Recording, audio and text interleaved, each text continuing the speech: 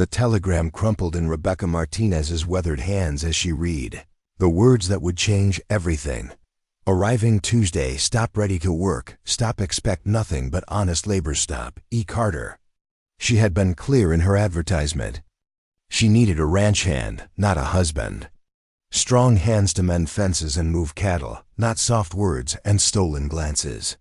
But when the dust settled on that Tuesday morning in Copper Ridge, Montana, what stepped off the supply wagon would challenge everything she thought she knew about strength. Before we jump back in, tell us where you're tuning in from, and if this story touches you, make sure you're subscribed, because tomorrow I've saved something extra special for you. The morning sun carved harsh shadows across the Martinez ranch as Rebecca stood at her kitchen window, counting the problems that multiplied faster than spring calves. 300 head of cattle scattered across 12,000 acres, and only her to manage them all. The coffee in her cup had gone cold an hour ago, but she hadn't noticed.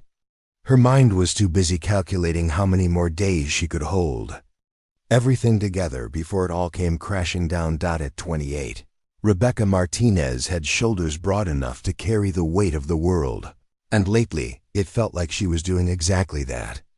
Her father, Miguel Martinez, had built this ranch from nothing but determination and stubbornness, carving a life from the unforgiving Montana landscape.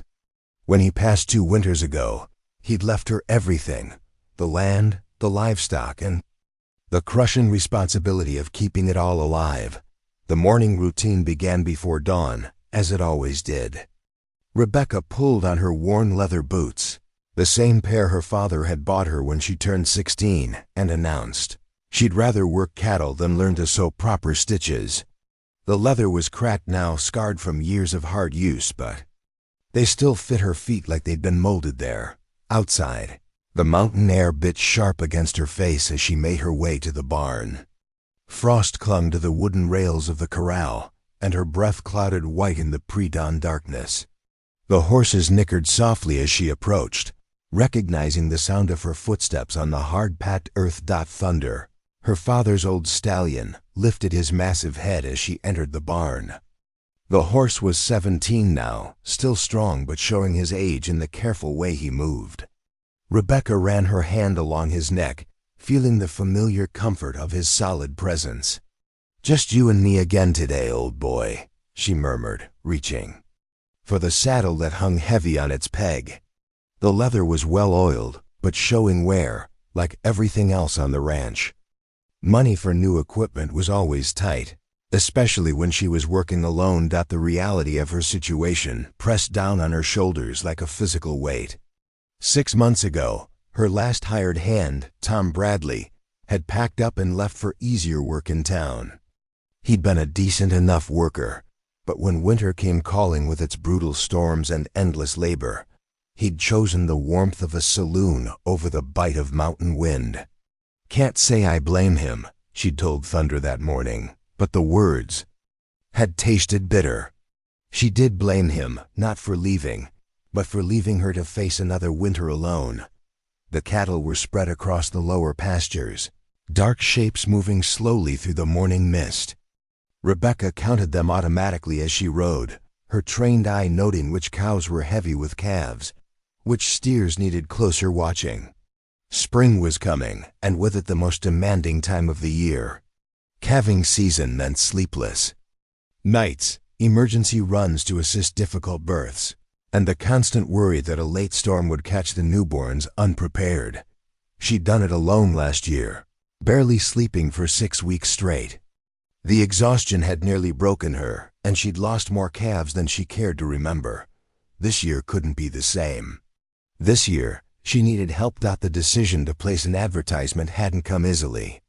Rebecca Martinez had built her reputation on independence, on being the woman who could do anything a man could do, and do it better.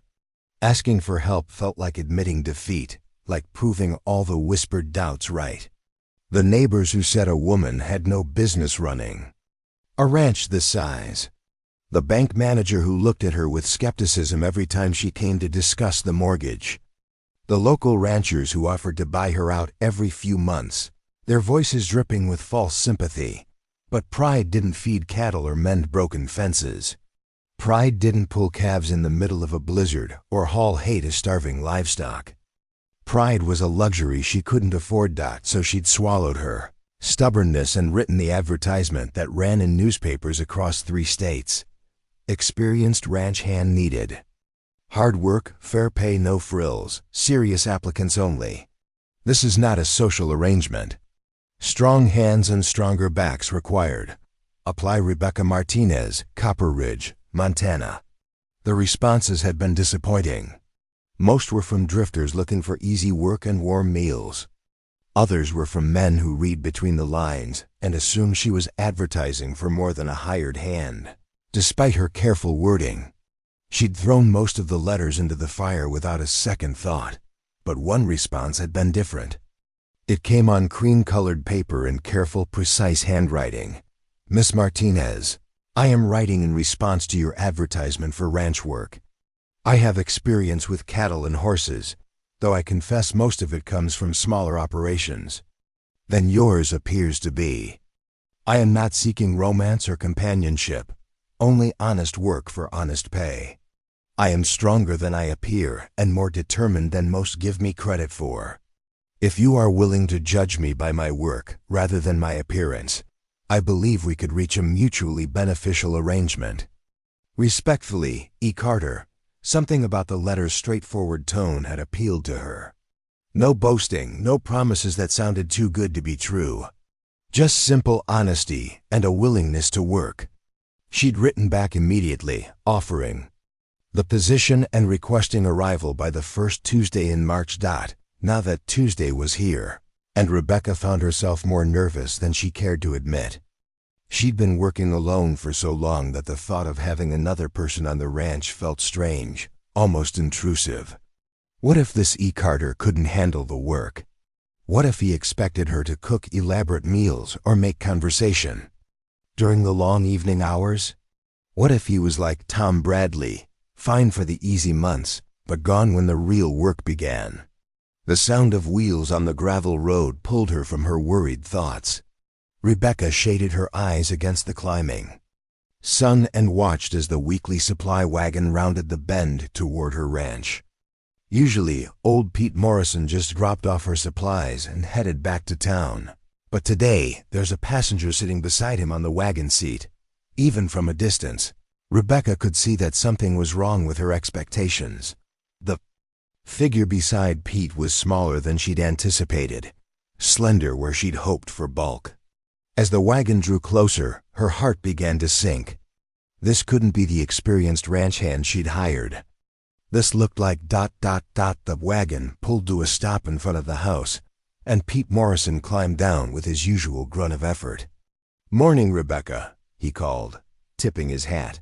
"Got your supplies, and I brought your new hand." The passenger climbed down from the wagon with careful, deliberate movements. Rebecca felt her mouth fall open as she realized the truth. E. Carter wasn't a man at all. Standing before her was a woman, probably close to her own age, with auburn hair pulled back in a practical bun and clothes that had seen hard use but were clean and well-mended. The woman was tall but lean, with long limbs and elegant hands that looked better suited to playing piano than wrestling cattle. Her face was pretty in a quiet way, with high cheekbones and green eyes that met Rebecca's stare without flinching. She carried herself with a straight-back dignity, but there was something almost fragile about her appearance, like a piece of fine china that belonged in a parlor, not a barn. "Miss Martinez," the woman said, her voice clear and steady. "I'm Emily Carter. Thank you for the opportunity." Rebecca stood frozen, her mind struggling to process this turn of events. She'd advertised for strong hands, for someone who could handle the brutal physical demands of ranch work. What she'd gotten was a woman who looked like a strong wind might blow her over. You're E. Carter?" Rebecca managed to say. "Emily Carter, yes. I realize my letter may have been misleading about my gender. I found that mentioning I'm a woman in initial correspondence tends to end opportunities before they begin." Pete Morrison was already unloading supplies from the wagon, seemingly oblivious to the tension in the air. He'd worked these mountains long enough to know when to mind his own business.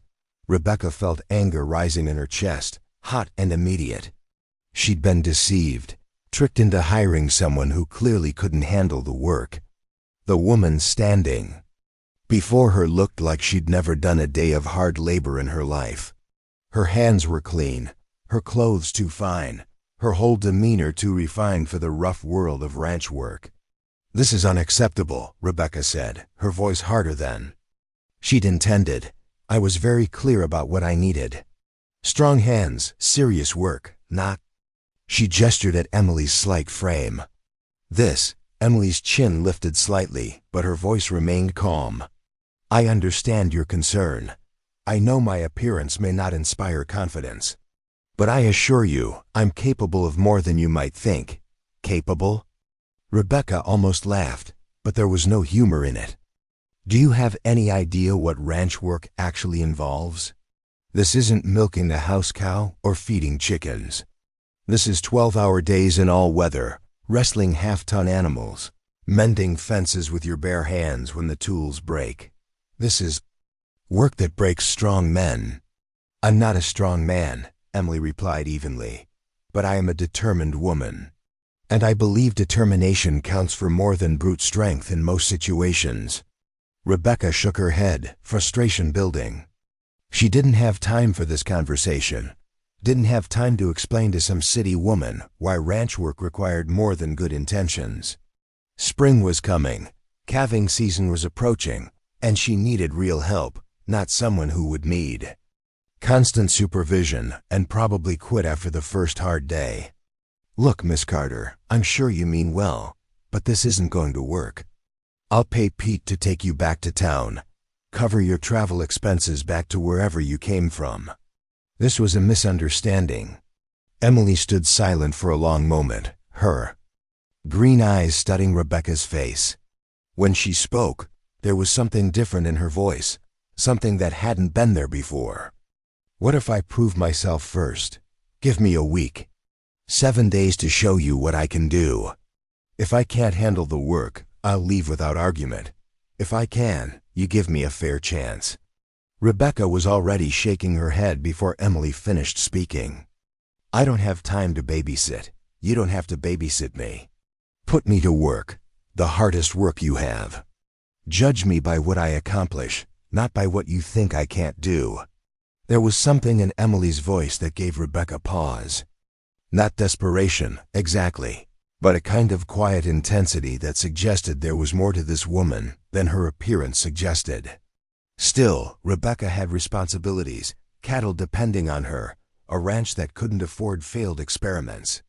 "Even if you could handle the work," Rebecca said, "which I doubt, there are other considerations. Housing, for one.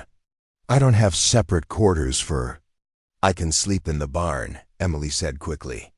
"I don't need special accommodations." "Absolutely not. I won't have it said that I'm housing women in barns like animals." Pete Morrison finished unloading the supplies and climbed back onto his wagon. "Well, folks, I've got other stops to make. Rebecca, you need me to take Miss Carter back to town?" Rebecca looked at Emily Carter, standing straight and dignified despite the rejection she was facing. Something about the woman's composure irritated her almost as much as her deception. Here she was, clearly in over her head, but still maintaining that calm certainty that she could handle work that had broken men twice her size. But underneath the irritation, Rebecca felt something else. A recognition, perhaps, of what it meant to be a woman trying to prove herself in a world that expected her to fail. She thought of all the times she'd been told she couldn't handle ranch work, all the skeptical looks and condescending advice she'd endured. Still, this was different. This was about survival, about keeping her ranch alive through another season. She couldn't afford sentimentality. "Yes, Pete," she said finally. "Take her back to town." Emily nodded once, accepting the decision with the same composure she'd shown throughout the conversation. She picked up her single bag, a worn leather satchel, that looked like it had traveled many miles. "I understand," she said simply. "Thank you for considering my application." She turned toward the wagon, her movements graceful despite the disappointment she must have been feeling. Something about that quiet dignity struck Rebecca unexpectedly.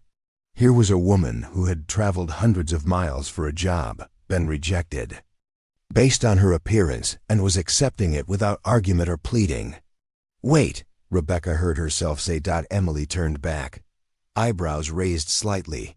Rebecca cursed herself silently, knowing she was about to make a decision her practical mind was screaming against. But something about Emily Carter's calm acceptance of rejection reminded her too much of her own struggles to be taken seriously. 3 days, she said, not a week. 3 days to prove you can handle the work. But I'm warning you, I won't go easy on you. I'll work you exactly like I'd work any hand, and if you can't keep up, you're gone." Emily's face lit up with a smile that transformed her entire appearance. For the first time, Rebecca caught a glimpse of something beyond the refined exterior, a flash of genuine joy that suggested depth she hadn't suspected. "Thank you," Emily said. "You won't regret this." Rebecca was already regretting it, but she nodded toward Pete. "Never mind, Pete. Miss Carter will be staying for a few days." Pete shrugged, clearly unconcerned with the change of plans. "Suit yourself. See you next week, Rebecca." As the wagon rolled away, Rebecca found herself alone with Emily Carter, the woman who had somehow talked her way into a job she was almost certainly unfit for. The silence stretched between them, filled with the sound of wind through the pine trees and the distant lowing of cattle. "Well," Rebecca said finally, "if you're going to be here, you might as well get started. Hope you brought work clothes." "Because what you're wearing won't last an hour," Emily nodded. "I have appropriate clothing. Where would you like me to start?" Rebecca looked at this slender woman with her clean hands and refined manner, and felt a mixture of frustration and something dangerously close to curiosity. Emily Carter had managed to surprise her once already. Perhaps she had more surprises in store, but Rebecca pushed that thought aside. This was business, not sentiment. She had a ranch to run and cattle to protect. If Emily Carter thought she could handle ranch work, Rebecca would give her every opportunity to prove it, and every opportunity to fail. Preparing and narrating this story took us a lot of time. So if you are enjoying it, subscribe to our channel. It means a lot to us. Now back to the story. The first test came within an hour of Emily's arrival. Rebecca led her to the equipment shed, a weathered building that housed everything from horseshoes to hay bales. The morning sun slanted through gaps in the wooden walls, illuminating dust motes that danced in the still air. "Can you handle a pitchfork?" Rebecca asked, gesturing toward a pile of tools hanging on rusty nails. Emily examined the implement, running her fingers along the wooden handle. The fork was heavy, designed for moving wet hay and manure rather than the delicate garden work she might have been accustomed to. "I've used similar tools," she said simply. Rebecca suppressed a snort. Similar tools. She grabbed her own pitchfork, noting how it felt balanced and familiar in her calloused hands. "The horses need fresh bedding. Old straw goes in the compost pile behind the barn. New straw comes from the loft. Think you can manage that?" "I'll manage." Something in Emily's tone made Rebecca look at her more carefully. There was no bravado in her voice, no false confidence. Just quiet determination that seemed oddly out of place with her refined appearance. They walked to the barn together, Rebecca's boots creating a steady rhythm on the hard-packed earth, while Emily's lighter steps seemed to whisper rather than announce her presence. Inside, the barn was dim and warm, filled with the comforting sense of hay, leather, and horses. Thunder lifted his massive head as they entered, his dark eyes studying the newcomer with intelligent curiosity. Emily stopped, extending her hand palm up toward the stallion's muzzle. To Rebecca's surprise, Thunder sniffed delicately, then allowed Emily to stroke his neck. "He's beautiful," Emily said softly, How old? 17. My father's horse. Rebecca's voice caught slightly on the words, as it always did when she mentioned her father. Emily seemed to sense the emotion behind this simple statement. She continued, stroking Thunder's neck, but her touch became even gentler, almost reverent. He must miss him. The observation was so unexpected, so perceptive, that Rebecca found herself momentarily speechless. Most people saw Thunder as just another piece of ranch equipment, valuable for his strength and breeding potential. Emily saw him as a being capable of grief. Yes, Rebecca said quietly. I think he does. They stood in comfortable silence for a moment before Rebecca shook herself back to the task at hand. This wasn't the time for sentimental conversations about horses. This was about whether Emily Carter could actually work. The stalls need mucking, Rebecca said, pointing to Thunder's stall and the 5 others that housed her remaining horses. Fresh straw in each one, water troughs cleaned and filled. Think you can handle it?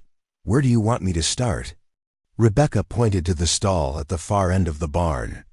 Duchess is in the pasture, so her stall's empty. Work your way down. I'll be checking fence line in the north pasture. When you're done here, find me. She turned to leave, then paused. Emily, this isn't a game. If you can't handle the work, it's better to admit it now than to pretend and cause problems later. Emily met her gaze steadily. I understand. I won't pretend. Rebecca nodded and walked away, but something made her stop just outside the barn door.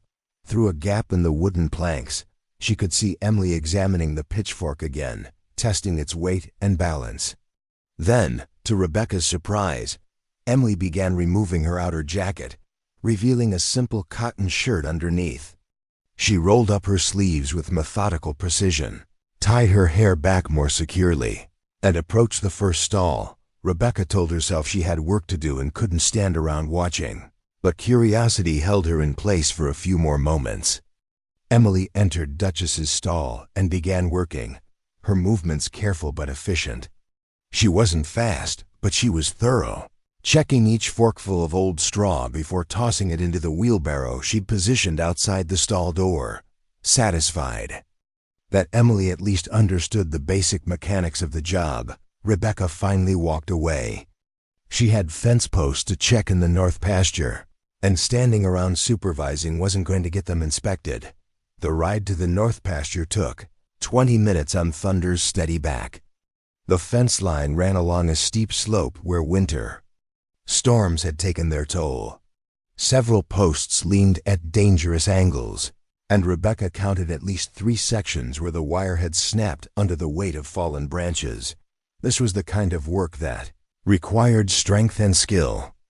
Posts had to be dug out and reset, wire stretched tight and secured.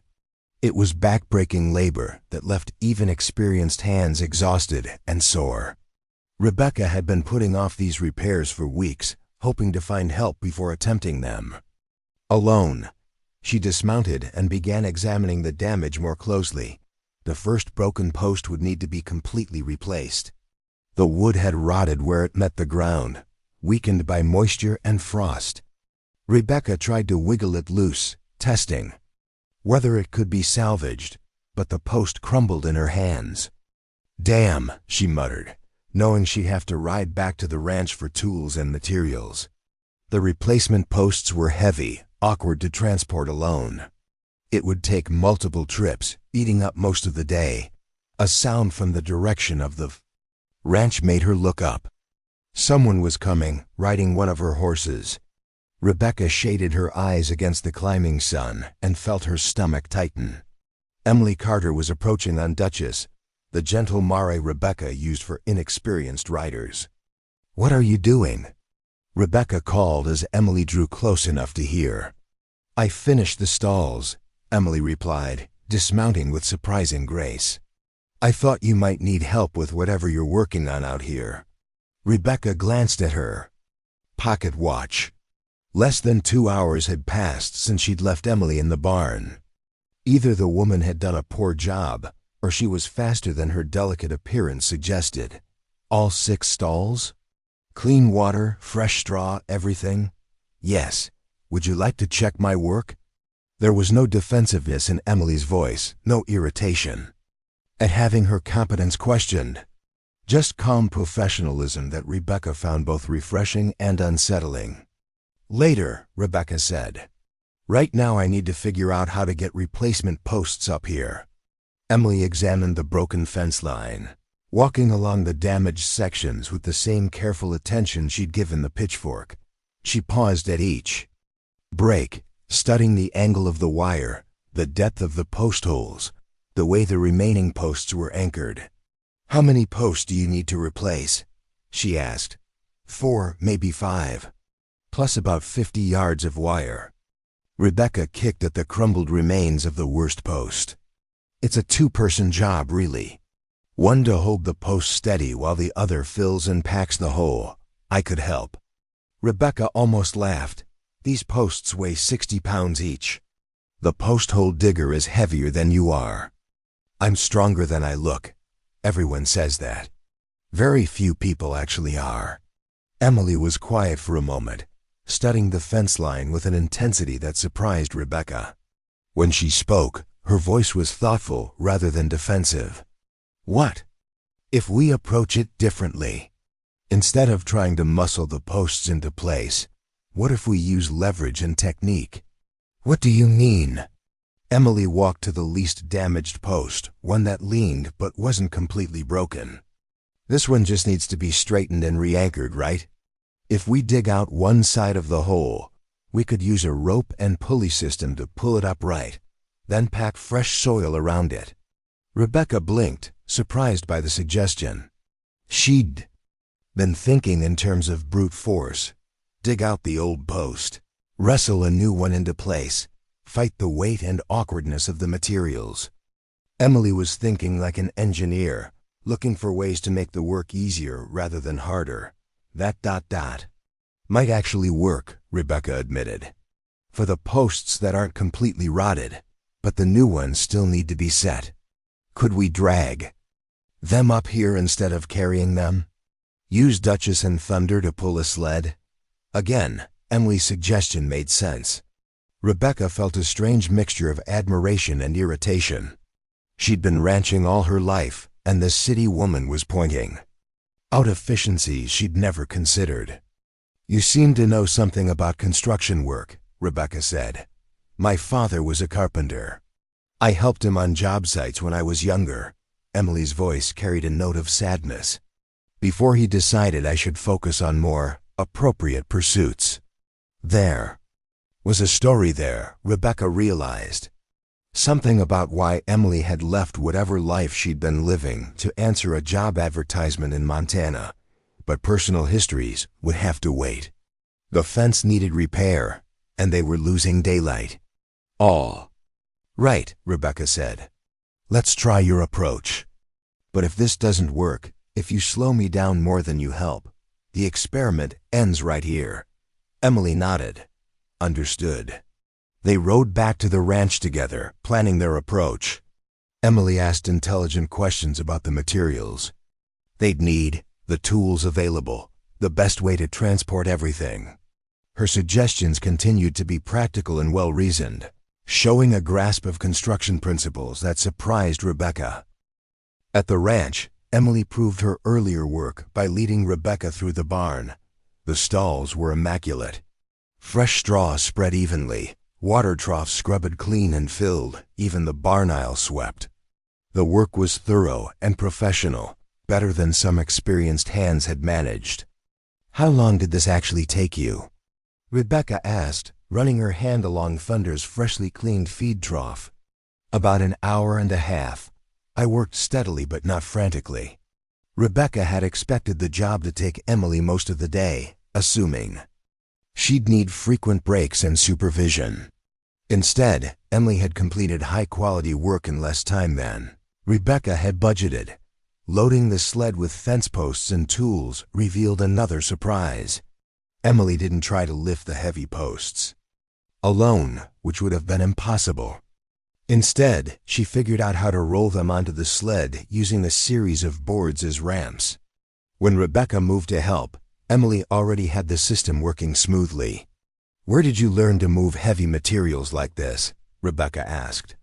"Necessity," Emily replied simply. "When you're not the strongest person on a job site, you learn to be the smartest." The ride back to the fence line was slow but efficient. Thunder and Duchess pulled the loaded sled without difficulty, and Emily had secured everything so well that nothing shifted or fell despite the rough terrain. Working together, they fell into a rhythm that surprised Rebecca.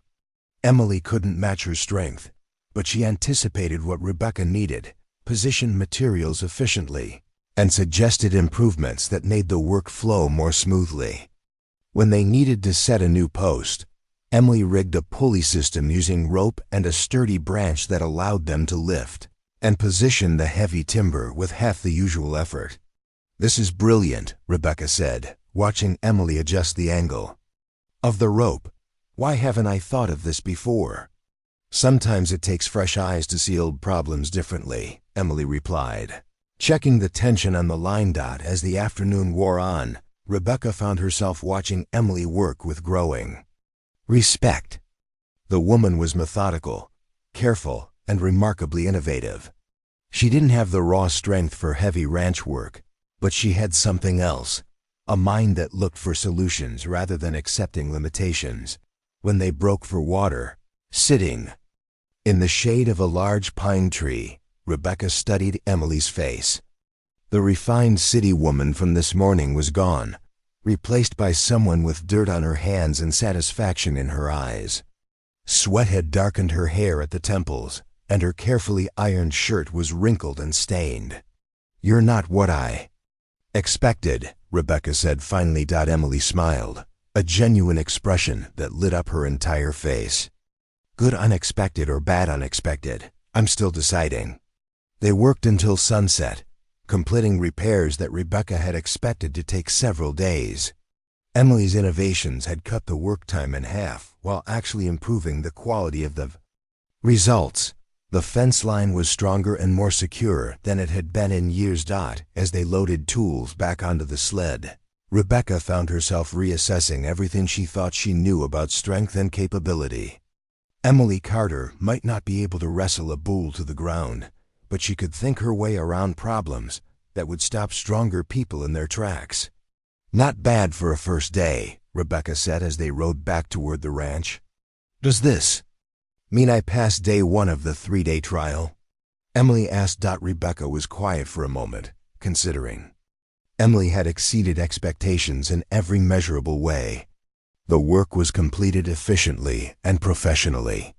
Emily hadn't complained, hadn't asked for special treatment, hadn't slowed Rebecca down. "You passed day one," Rebecca said finally. "But tomorrow will be harder." Emily's smile was confident without being cocky. "I'm looking forward to it." As they approached the ranch buildings in the gathering dusk, Rebecca found herself in the unusual position of being curious about tomorrow's work. For the first time in months, she wasn't dreading the endless list of tasks that needed attention. With Emily's help, those tasks might actually be manageable, but she pushed that thought aside. One day didn't prove anything. Ranch work was unpredictable, demanding, often dangerous. Emily had handled fence repair well, but there were dozens of other challenges ahead. Tomorrow would bring new tests, and Rebecca wasn't ready to lower her guard just because Emily had surprised her once. Still, as they unsaddled the horses and put away the tools, Rebecca caught herself watching Emily work. There was something compelling about the way Emily approached each task, not with the swagger of someone trying to prove their strength, but with the quiet confidence of someone who knew they could find a way to succeed. Tomorrow would indeed be harder. But for the first time since placing that advertisement, Rebecca was genuinely curious to see what would happen next. The second day dawned gray and threatening, with heavy clouds building over the mountain peaks. Rebecca felt the change in her bones as she stepped outside, the kind of bone-deep awareness that came from a lifetime of reading Montana weather. Storm coming, and soon. She found Emily already in the barn, methodically checking each horse's hooves for stones or cuts. The woman had risen before dawn without being asked, and was going through the morning routine with the same careful attention she'd shown the day before. "Sleep well?"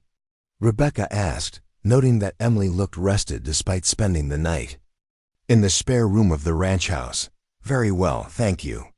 I checked the weather glass in the kitchen. Looks like we're in for some rough weather." Rebecca nodded, impressed that Emily had thought to check the barometer. "Mountain storm.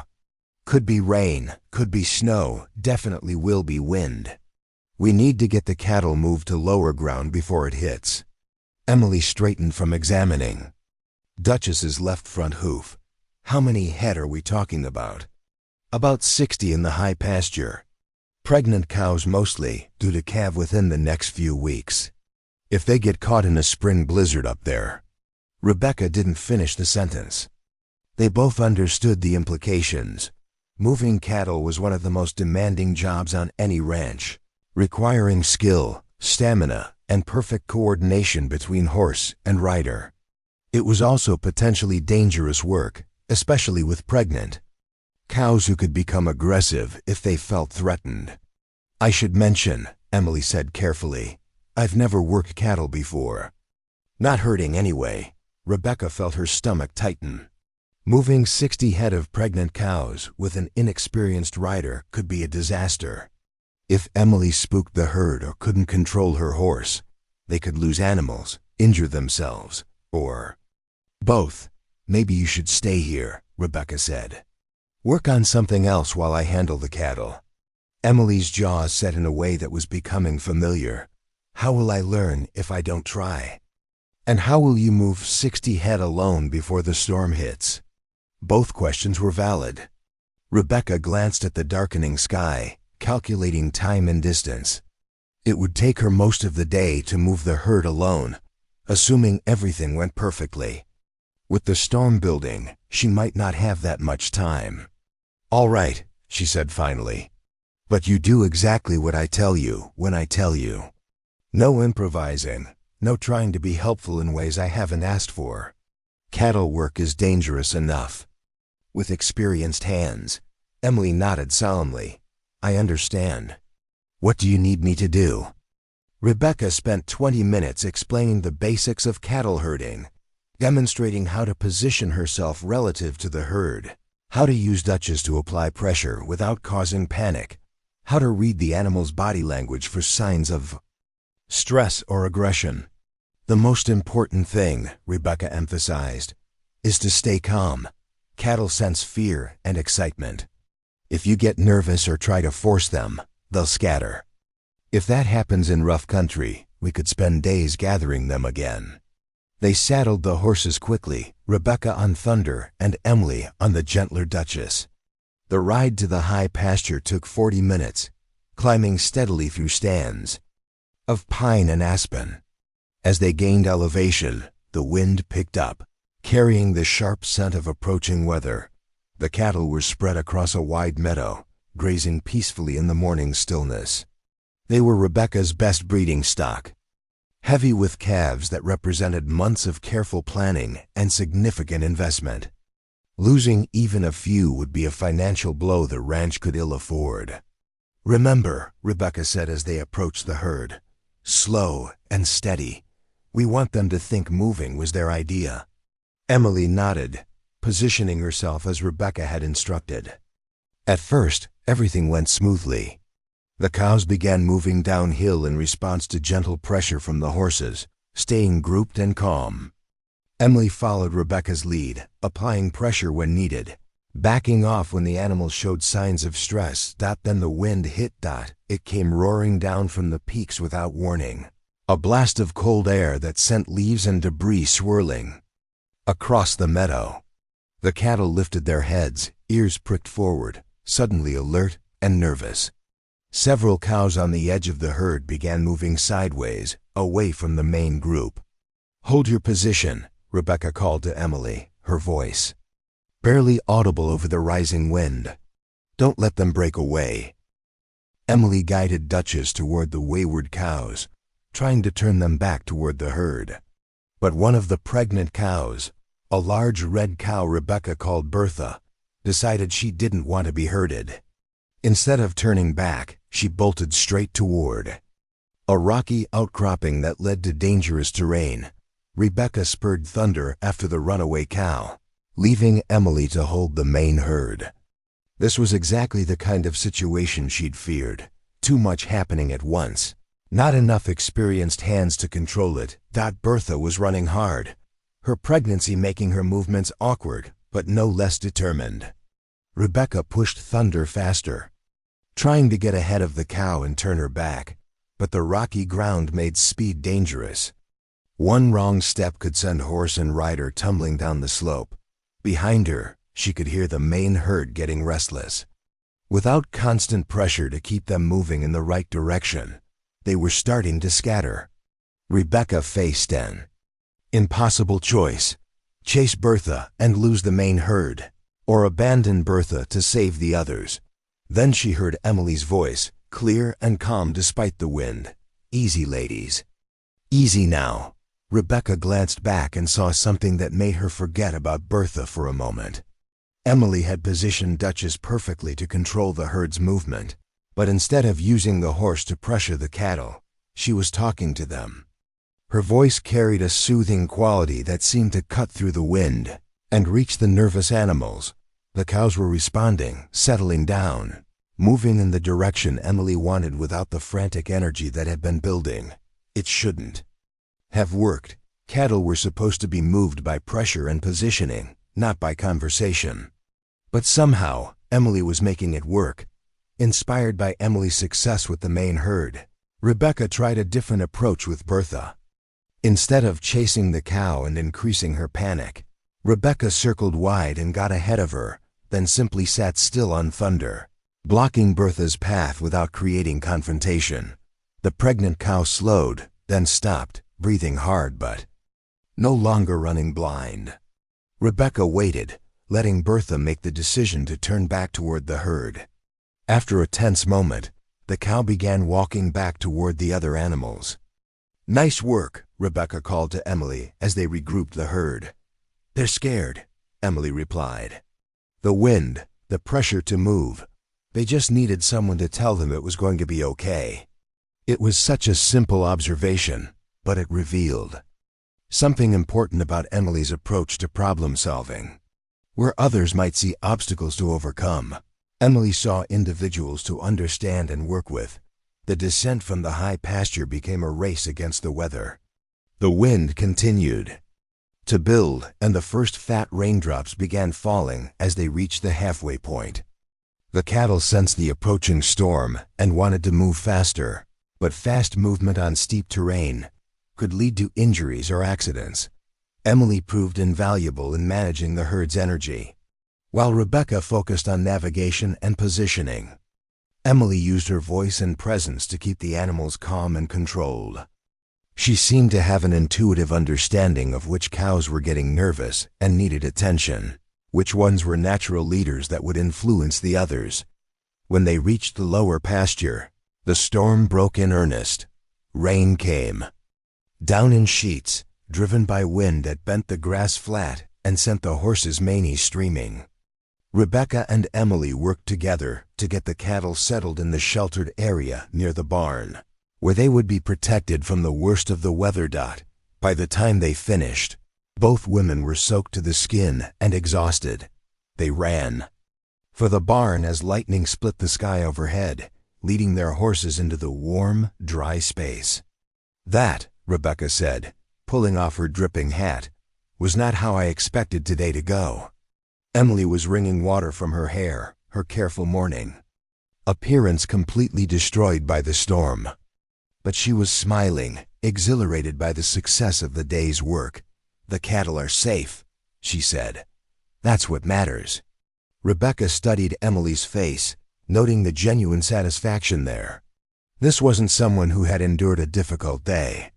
This was someone who had found meaning in the work, despite its challenges. "You did well out there," Rebecca said. "Better than well.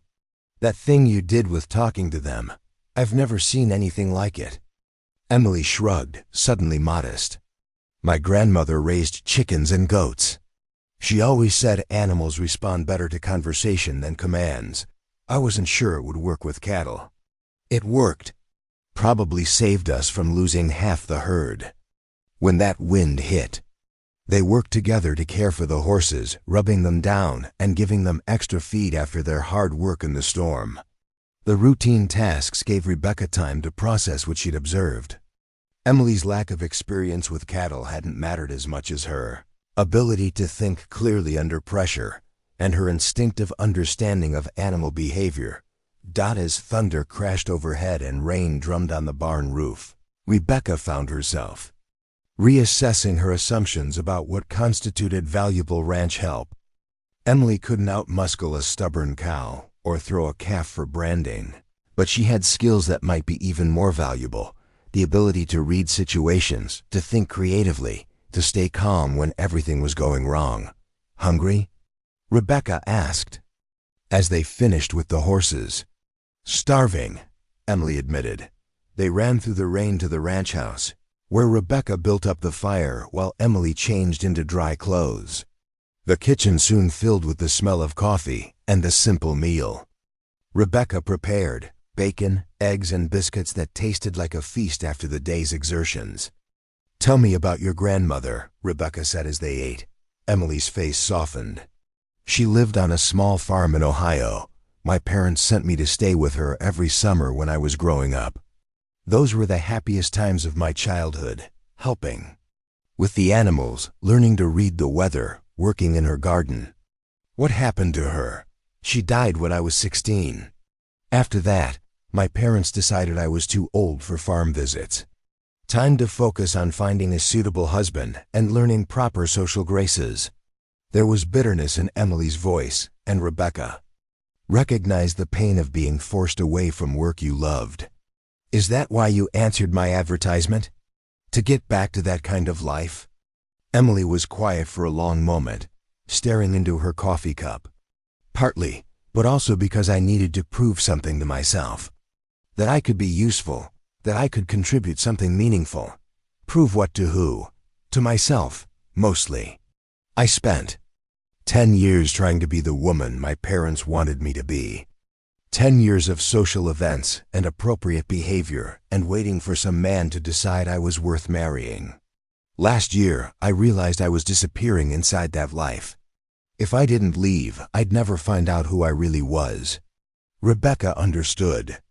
That kind of suffocation, the pressure to conform to expectations that had nothing to do with your own desires or capabilities.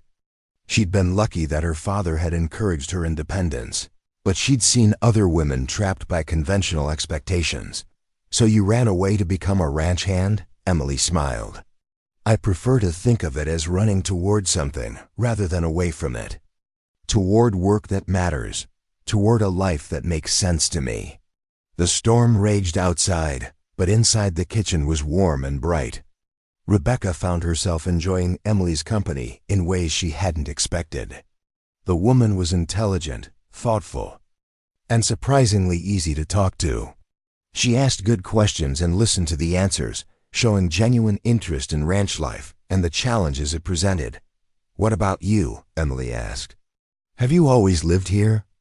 Rebecca told her about growing up on the ranch, about learning to ride before she could properly walk, about her father's gradual acceptance that his daughter was better suited to ranch work than domestic life. She talked about the challenges of running the operation alone, the financial pressures, the constant battle against weather and circumstance. It sounds lonely, Emily observed. It is, sometimes. But it's also necessary. This place, this life, it's what I was meant for. I can't imagine doing anything else. Emily nodded thoughtfully. I think I understand.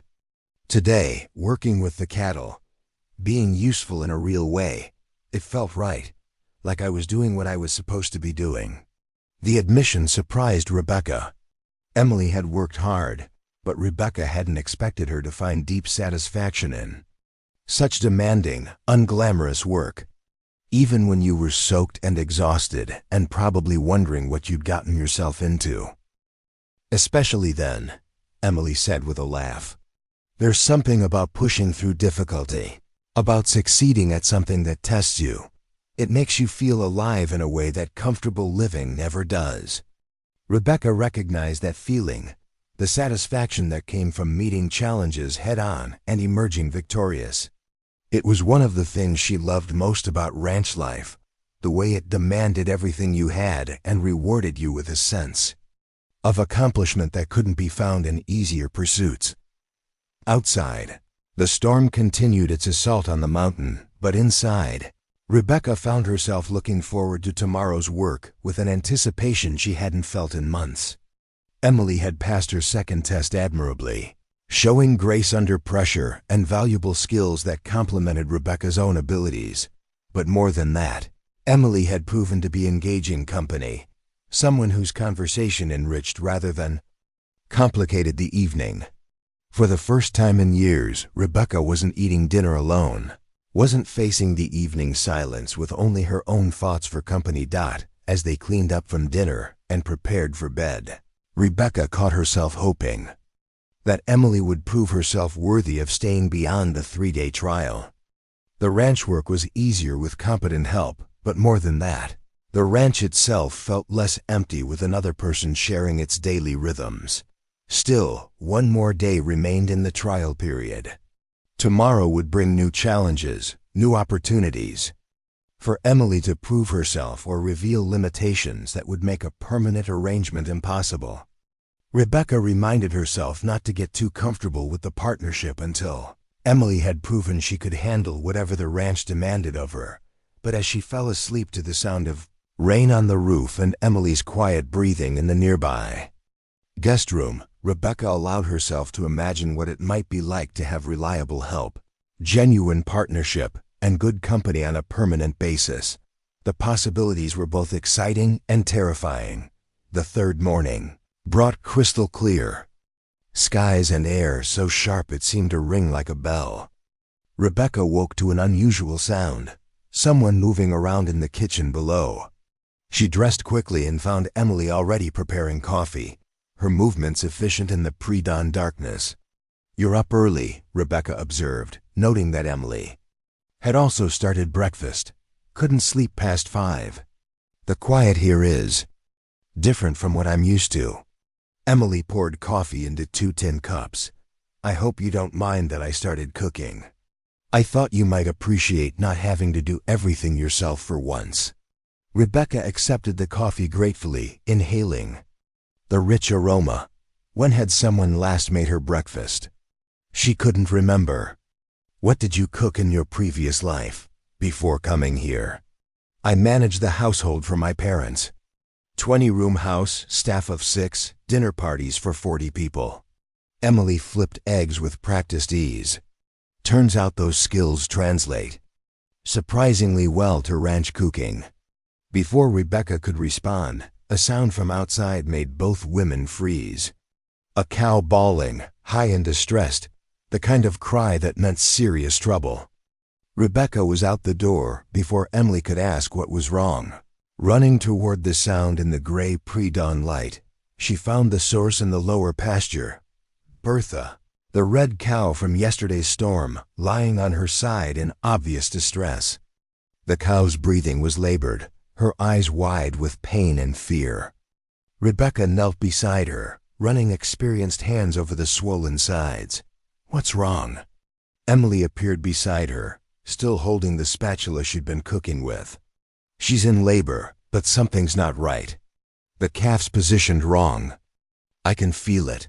Rebecca's voice was grim. "This is going to be a difficult birth." Emily set down the spatula and knelt on Bertha's other side, her hands gentle on the cow's neck. "What can I do?" "Keep her calm while I figure out how bad this is."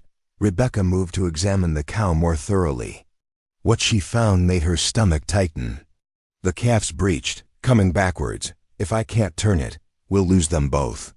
This was the kind of emergency that separated real ranch hands from pretenders.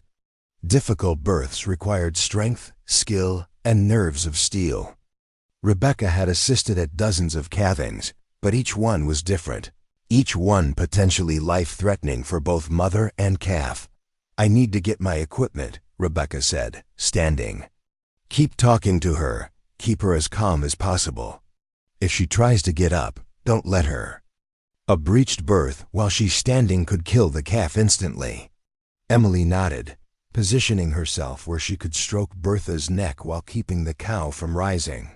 Rebecca ran to the barn, gathering the supplies she'd need: ropes, lubricant, her calving kit. Every minute counted now. When she returned, she found Emily singing softly to the distressed cow, some old lullaby that seemed to be having a calming effect.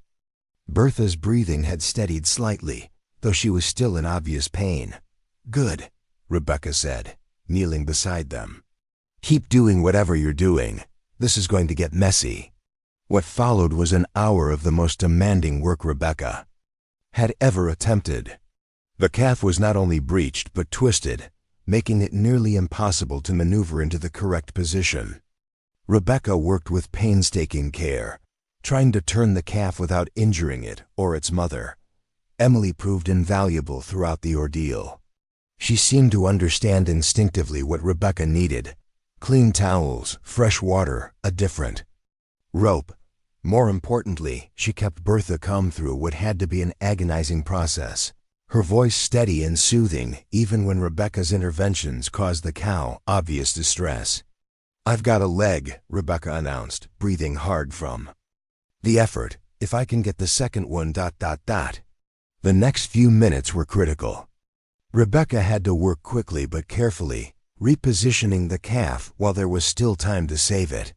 Sweat dripped into her eyes despite the cold morning air, and her arms ached from the difficult angle and the resistance she was fighting. "There!"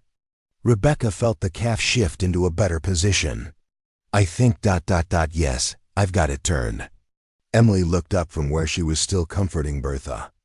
"Is it going to be all right?" "We'll know in the next few minutes. Sometimes the stress of a difficult birth..." Rebecca didn't finish the sentence.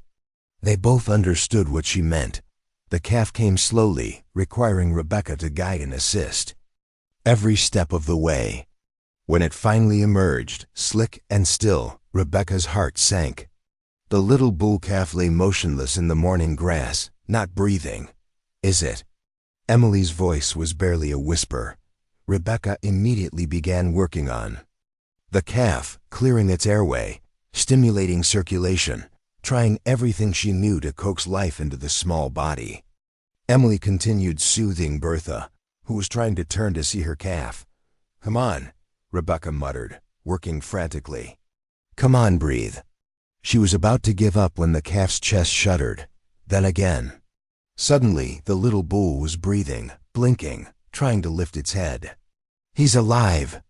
Emily's voice was filled with wonder and relief. Rebecca sat back on her heels, exhausted but triumphant. "He's alive and he looks strong. Bertha did good." They worked together to help the calf find its footing, guiding it to its mother for its first nursing.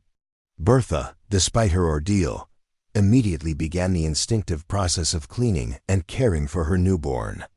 The sight of mother and calf together, both healthy after such a difficult start, filled Rebecca with the deep satisfaction that made all the hardships of ranch life worthwhile. "I've never seen anything like that," Emily said softly, watching the calf nurse. "The way you knew exactly what to do, how to save them both. It's part of the job." During calving season, this kind of thing happens at least once a week. Sometimes more. Rebecca cleaned her hands in a bucket of water Emily had brought. "You did well." Kept her calm, anticipated what I needed. Not everyone can handle a situation like that. Emily was quiet for a moment, studying Rebecca's face. "Is this what you meant when you said you needed strong hands? Not just physical strength, but the ability to do whatever needs doing, no matter how difficult?" Rebecca nodded. "Ranch work isn't just about muscle. It's about being willing to get your hands dirty, to take responsibility for life and death decisions, to push through when everything goes wrong. Today, you proved you can do that." They walked back to the house together, the adrenaline of the to-go for emergency beginning to fade. The kitchen still smelled of the breakfast Emily had abandoned to help with the birth, but neither woman seemed to notice the burned eggs and cold coffee. "I should probably mention," Emily said as they cleaned up, "that was the most terrifying and exhilarating thing I've ever done. When I thought we might lose them both, ... It never gets easier," Rebecca admitted.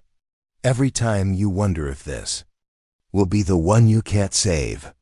But when it works out, when you manage to bring new life into the world, there's nothing quite like it." Emily nodded thoughtfully. "I think I understand now why you love this life so much. It's not just work, it's purpose, real, tangible purpose." The observation struck Rebecca as particularly perceptive. She'd tried to explain to other people why she chose to stay on the ranch, why she fought to keep it running despite all the challenges.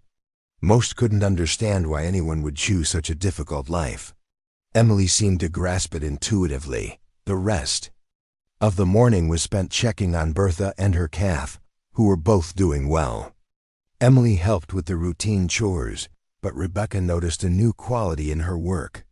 The careful competence was still there, but now it was paired with something deeper, a sense of belonging, of being exactly where she was meant to be. As they worked, Rebecca found herself making a decision that surprised her. Emily's 3-day trial wasn't officially over until evening, but Rebecca already knew what her answer would be. The question now was how to discuss the permanent arrangement she was prepared to offer. "Emily," she said as they finished checking water troughs, "we should talk about your situation here." Emily straightened, her expression carefully neutral. "Of course. I know the 3 days aren't technically up yet, but if you've made your decision, ... I have. The question is, what kind of arrangement are you looking for? Just seasonal work through calving season, or something more permanent?" Emily's face lit up with hope and surprise. "You're offering me the job? I'm offering you a partnership. Equal work, equal say in ranch decisions, equal share in profits. You've proven you can handle the work, and more than that, you've proven you can think under pressure and solve problems I might not think of. That's worth more than just hired hand wages." Emily stared at her, clearly struggling to process the offer. "A partnership? I never expected anything like that. The ranch needs 2 people to run properly. I've been trying to do it alone, but that's not sustainable. What happened this morning proved that. With your help, we saved 2 lives that might have been lost if I'd been working alone. But I don't have any money to invest, no assets to bring to a partnership." Rebecca waved away the objection. "You bring skills, intelligence, and willingness to work. Plus, you make the best coffee I've had in years. That's investment enough." Emily laughed, a sound of pure joy that transformed her entire demeanor. "When would this partnership begin?" "Immediately if you're willing. Calving season is just getting started, and I could use a partner, not just an employee." They shook hands on the arrangement, both women grinning despite their attempts to maintain businesslike composure. Rebecca felt a weight lift from her shoulders that she hadn't even realized she'd been carrying. The prospect of facing the demanding months ahead with competent help, with a true partner, filled her with optimism she hadn't felt in years. "There is one practical matter we need to discuss," Rebecca said. "Living arrangements. The spare room is fine temporarily, but if this is permanent, you'll need your own space." Emily nodded. "I noticed there's a small cabin near the barn that looks like it might be habitable with some work. My father's original homestead cabin. It's been used for storage, but the structure is sound. We could have it livable in a week or 2. I'd like that. My own space, but close enough to help with emergencies." They spent the afternoon planning Emily's cabin renovation and discussing the ranch operations in detail. Rebecca shared information about breeding schedules, veterinary contracts, equipment maintenance, all the details that Emily would need to know as a full partner rather than a temporary employee. As evening approached, They returned to check on Bertha and her calf one final time. The pair were thriving, the calf strong and nursing vigorously. Standing in the pasture watching them, Rebecca felt a contentment she hadn't experienced in years. "Thank you," Emily said quietly. "For what?" "For giving me a chance.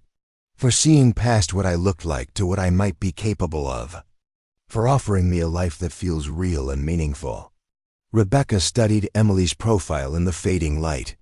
3 days ago, she'd been ready to send this refined city woman back where she came from. Now she couldn't imagine running the ranch without her. "Thank you for answering my advertisement," Rebecca replied. "For being brave enough to come here, for being willing to prove yourself, for being exactly what I needed, even though you weren't what I expected." Emily smiled. "Funny how that works sometimes. You ask for one thing and get something completely different, but somehow better." "Stronger hands," Rebecca mused. "I thought I knew what that meant. What does it mean to you now?" Rebecca considered the question, thinking about everything that had happened since Emily's arrival. Hands that can do whatever needs doing. Hands that aren't afraid of difficult work or messy situations. Hands that are gentle when gentleness is needed and strong when strength is required. Hands that belong to someone who chooses to be here, who understands what this life means. Emily held up her own hands, examining them in the dying light. They were no longer the soft, clean hands of a city woman. 3 days of ranch work had already begun changing them.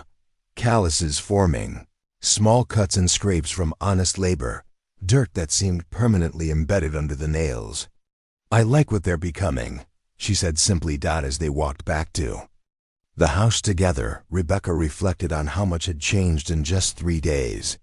She'd started the week desperate for help, willing to take almost anyone who could handle basic ranch tasks.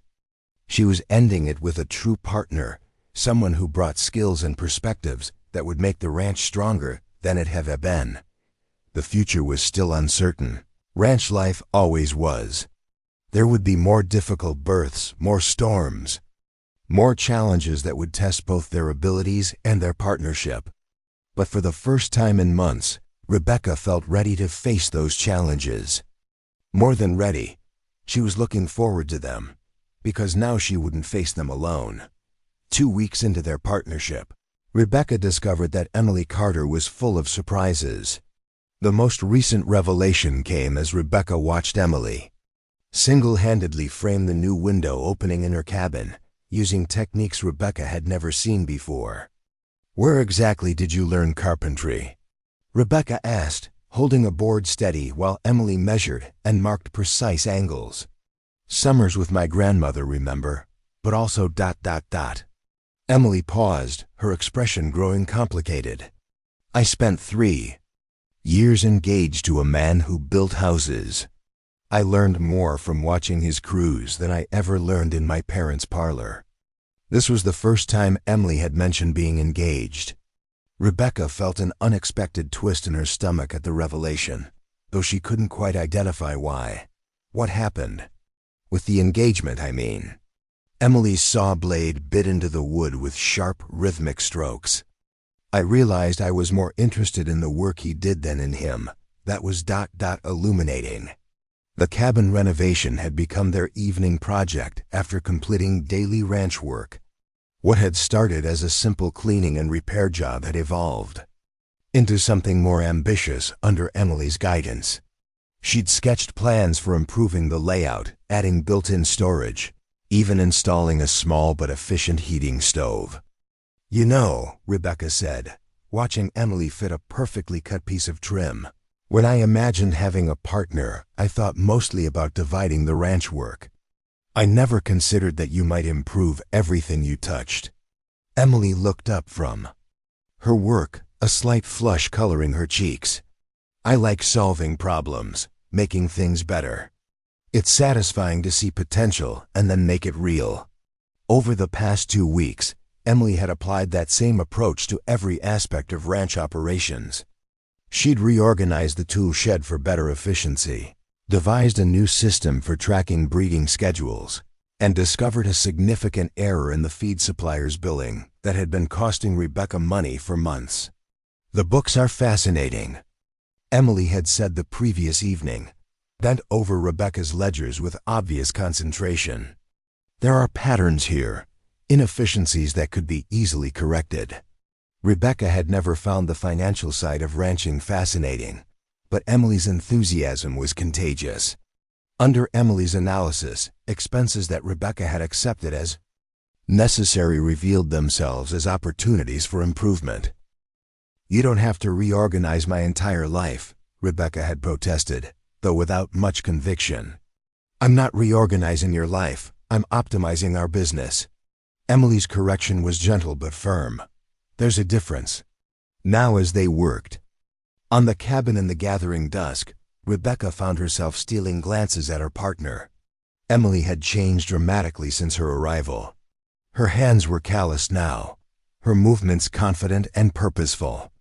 The refined city woman was still there, visible in her precise speech and careful manners, but she was integrated now with someone earthier, more practical. "Rebecca," Emily said, interrupting her thoughts, "can I ask you something personal?" "Of course. Have you ever thought about expanding the operation? Diversifying beyond cattle?" Rebecca set down her hammer. This was a conversation she'd been expecting, though dreading. "You mean because cattle ranching is barely profitable most years? I mean because you have resources here that aren't being fully utilized. Water rights, grazing land, that southern pasture that floods every spring. With some modification, you could run sheep, raise horses for breeding, even establish orchards in the protected valleys." Emily's suggestion wasn't new to Rebecca. She'd considered diversification many times over the years. But change required capital, and capital was always in short supply on a ranch that barely broke even most seasons. "It's a nice idea," Rebecca said carefully, "but expansion takes money we don't have. What if we could do it gradually?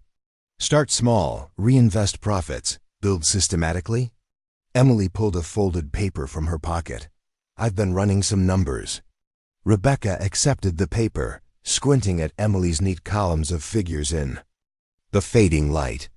Even in the dim illumination, the projections were compelling. Emily had identified opportunities Rebecca hadn't considered, calculated potential returns with impressive precision. "Horse breeding," Rebecca read aloud. "You think there's a market for that here? The railroad brings buyers through twice a month. I've talked to some of them. They're always looking for good saddle horses, work animals with reliable temperaments. Thunder's bloodline alone could be the foundation for a breeding program." Rebecca studied the numbers more carefully. Emily's projections were conservative but promising. More importantly, they were achievable without massive upfront investment. "You've really thought this through," Rebecca said. "I think about our future here, about what we could build together." Emily's voice carried a quality Rebecca hadn't heard before, not just enthusiasm, but something deeper: investment, commitment. "I want this place to thrive, not just survive." The word future hung in the air between them, loaded with implications neither woman had directly addressed. Rebecca realized that somewhere in the past 2 weeks, she'd stopped thinking of Emily as temporary help and started thinking of her as a permanent part of the ranch's life. "There's something else," Emily continued, her voice becoming more tentative. "I've been corresponding with my former fiance's business partner. He's a livestock broker in Denver, handles breeding contracts and sales agreements. He's interested in what we're doing here." Rebecca felt that twist in her stomach again, sharper this time. "You've been writing to your ex-fiance's partner? About business only?" "James, that's his name. He has connections throughout the territory. He could help us establish breeding contracts, find buyers for our stock." Emily must have noticed Rebecca's expression. "This is purely professional, Rebecca. James is married. And even if he weren't, I have no interest in returning to that life." The relief Rebecca felt at Emily's clarification surprised her with its intensity. When had she started caring so much about Emily's personal connections? "Show me," Rebecca said, focusing on the business proposition rather than her confusing emotional reactions. Emily retrieved another set of papers from the cabin, spreading them on the completed workbench. The correspondence was extensive, detailed discussions of breeding programs, market analyses, potential partnership arrangements. It was obvious Emily had been working on this for days, maybe weeks. "James thinks we could establish a regional reputation within 2 years, Emily explained, pointing to specific passages. "The key is starting with proven bloodlines and building systematically." Rebecca read through the letters, impressed despite herself. Emily hadn't just been daydreaming about expansion. She'd been conducting serious business research. The proposals were practical, well-researched, and genuinely exciting. "This could work," Rebecca admitted, "but it's a big risk. If we invest in breeding stock and the market turns, every business involves risk. The question is whether we're taking smart risks or just hoping things will work out." Emily leaned closer, her shoulder brushing Rebecca's as she pointed to another section of the correspondence. "James has offered to visit next month, look at our operation, discuss specifics. No obligation, just consultation." Rebecca was aware of Emily's proximity, the warmth radiating from her body in the cool evening air. When had Emily's presence become so distracting? "You want him to come here?" Rebecca asked, forcing herself to focus on business. "I want us to explore every opportunity to make this partnership successful. If that means bringing in outside expertise, then yes." Emily straightened, putting some distance between them. "But only if you're comfortable with it. This is your ranch, Rebecca. I won't make decisions without your approval." The generosity of that statement struck Rebecca forcefully. Emily had every right to pursue opportunities that would benefit their partnership. The fact that she was asking permission rather than simply acting revealed a respect for Rebecca's authority that was both touching and professionally appropriate. "Set up the meeting," Rebecca said. "I'd like to hear what he has to say." Emily's smile was radiant. "Really? You're willing to consider expansion?" "I'm willing to consider our options. That's what partners do. They explore possibilities together." They returned to work on the cabin, but the atmosphere had shifted.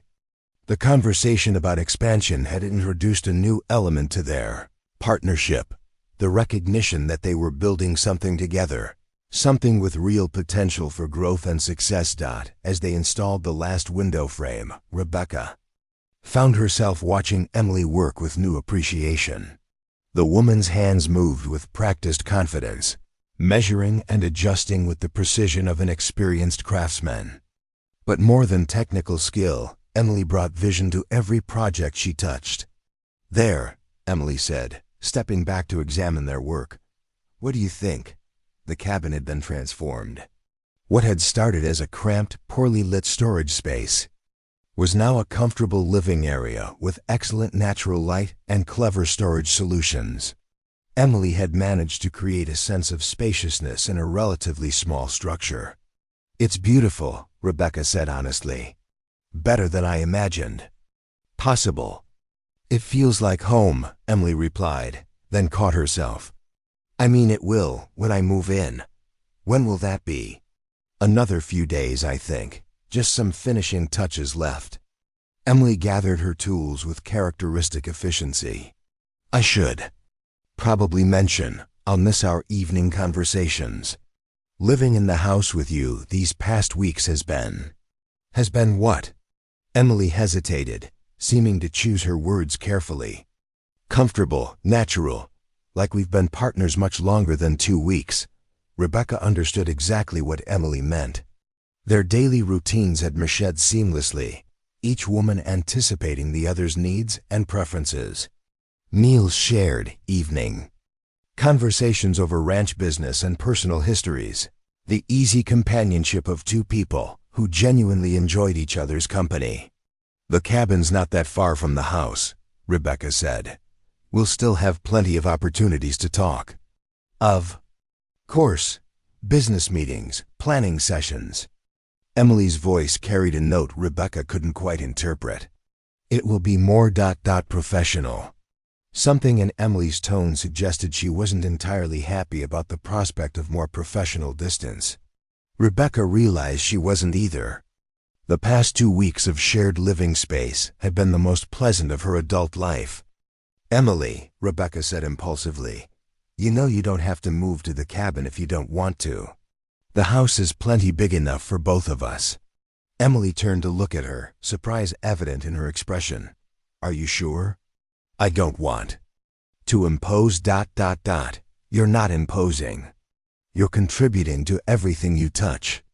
The house runs more smoothly with you in it. The meals are better. Even the evening chores seem less burdensome when we do them together." "I feel the same way," Emily admitted. "But I thought ... I assumed you'd want your privacy back." "I thought I would too, but it turns out I prefer the company." They walked back to the house together, the conversation settling into comfortable silence. Rebecca realized that offering Emily permanent residence in the main house represented a significant shift in their relationship, from business partnership toward something more personal, more intimate, but the prospect didn't frighten her the way she'd expected it might.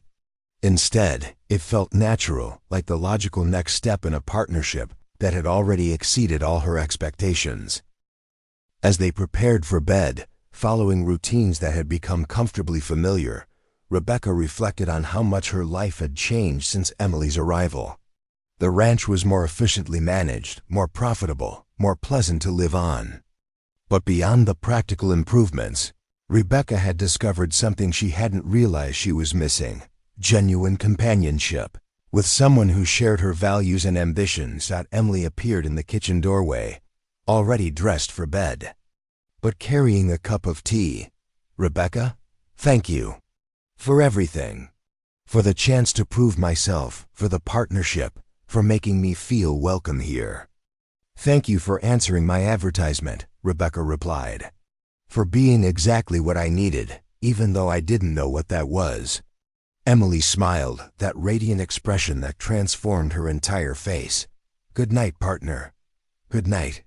As Rebecca lay in bed listening to Emily's movements in the nearby room, she allowed herself to acknowledge what she'd been avoiding for days. Her feelings toward Emily had evolved far beyond professional appreciation. She was developing a personal attachment that complicated their business relationship in ways she wasn't sure how to navigate. But for tonight, it was enough to know that Emily would still be here tomorrow, that they would continue building something meaningful together. Whatever complications might arise from her growing feelings, Rebecca was certain of one thing: Emily Carter had become an essential part of her life, and she couldn't imagine the ranch without her. The future Emily had spoken of, their future together, was beginning to feel not just possible, but inevitable. James Morrison arrived on a Tuesday morning in late April, stepping off the supply wagon with the confident bearing of a man accustomed to making favorable impressions. Rebecca watched from the barn as Emily walked out to greet him, noting the easy familiarity in their exchange. Morrison was younger than Rebecca had expected, probably close to 30, with the kind of polished appearance that spoke of city success and social connections. "Rebecca Martinez," Emily called, gesturing for her to join them. "This is James Morrison, the livestock broker I mentioned." Morrison removed his hat as Rebecca approached, revealing carefully styled dark hair and intelligent brown eyes. His handshake was firm, his smile practiced but genuine. "Miss Martinez, it's a pleasure. Emily's told me remarkable things about your operation here." "Has she?" Rebecca kept her voice neutral, though something about Morrison's casual use of Emily's first name irritated her. "What specifically interests you about our ranch?" "Your breeding potential, primarily. Emily's described your stallion Thunder, and if he's half as impressive as she claims, you're sitting on a gold mine." Morrison gestured toward the pastures where cattle grazed peacefully. plus your land management practices, your water rights, your strategic location relative to railroad access. Rebecca glanced at Emily, surprised by how thoroughly she'd apparently discussed the ranch's assets. Emily's been quite comprehensive in her reports. She has an excellent eye for business opportunities, Morrison replied. I'm hoping to convince both of you to consider some collaborative ventures that could benefit everyone involved. They spent the morning touring the ranch, Morrison asking detailed questions about breeding records, grazing capacity, and expansion potential. His knowledge was impressive, his suggestions practical and well-informed. Despite her initial wariness, Rebecca found herself genuinely interested in his proposals. The key, Morrison explained as they examined Thunder in his paddock, is establishing bloodline documentation and breeding contracts with verified buyers. Once you have that foundation, expansion becomes much less risky. Thunder allowed Morrison to approach, though the stallion's attention kept drifting to Emily, who stood nearby taking notes on their conversation. Rebecca noticed how naturally Emily and Morrison worked together, finishing each other's sentences, referencing shared knowledge from their previous correspondence. Emily mentioned you might be interested in diversifying beyond horses, Morrison continued. I have contacts in the sheep industry, cattle buyers from back east, even some gentlemen interested in establishing hunting lodges in scenic locations. Hunting lodges? Rebecca hadn't expected that suggestion. Your northern sections near the peaks. City gentlemen pay excellent money for guided hunting experiences. A few rustic cabins, some reliable guides, and you could generate significant income during hunting season. Morrison's vision was expansive and well-researched.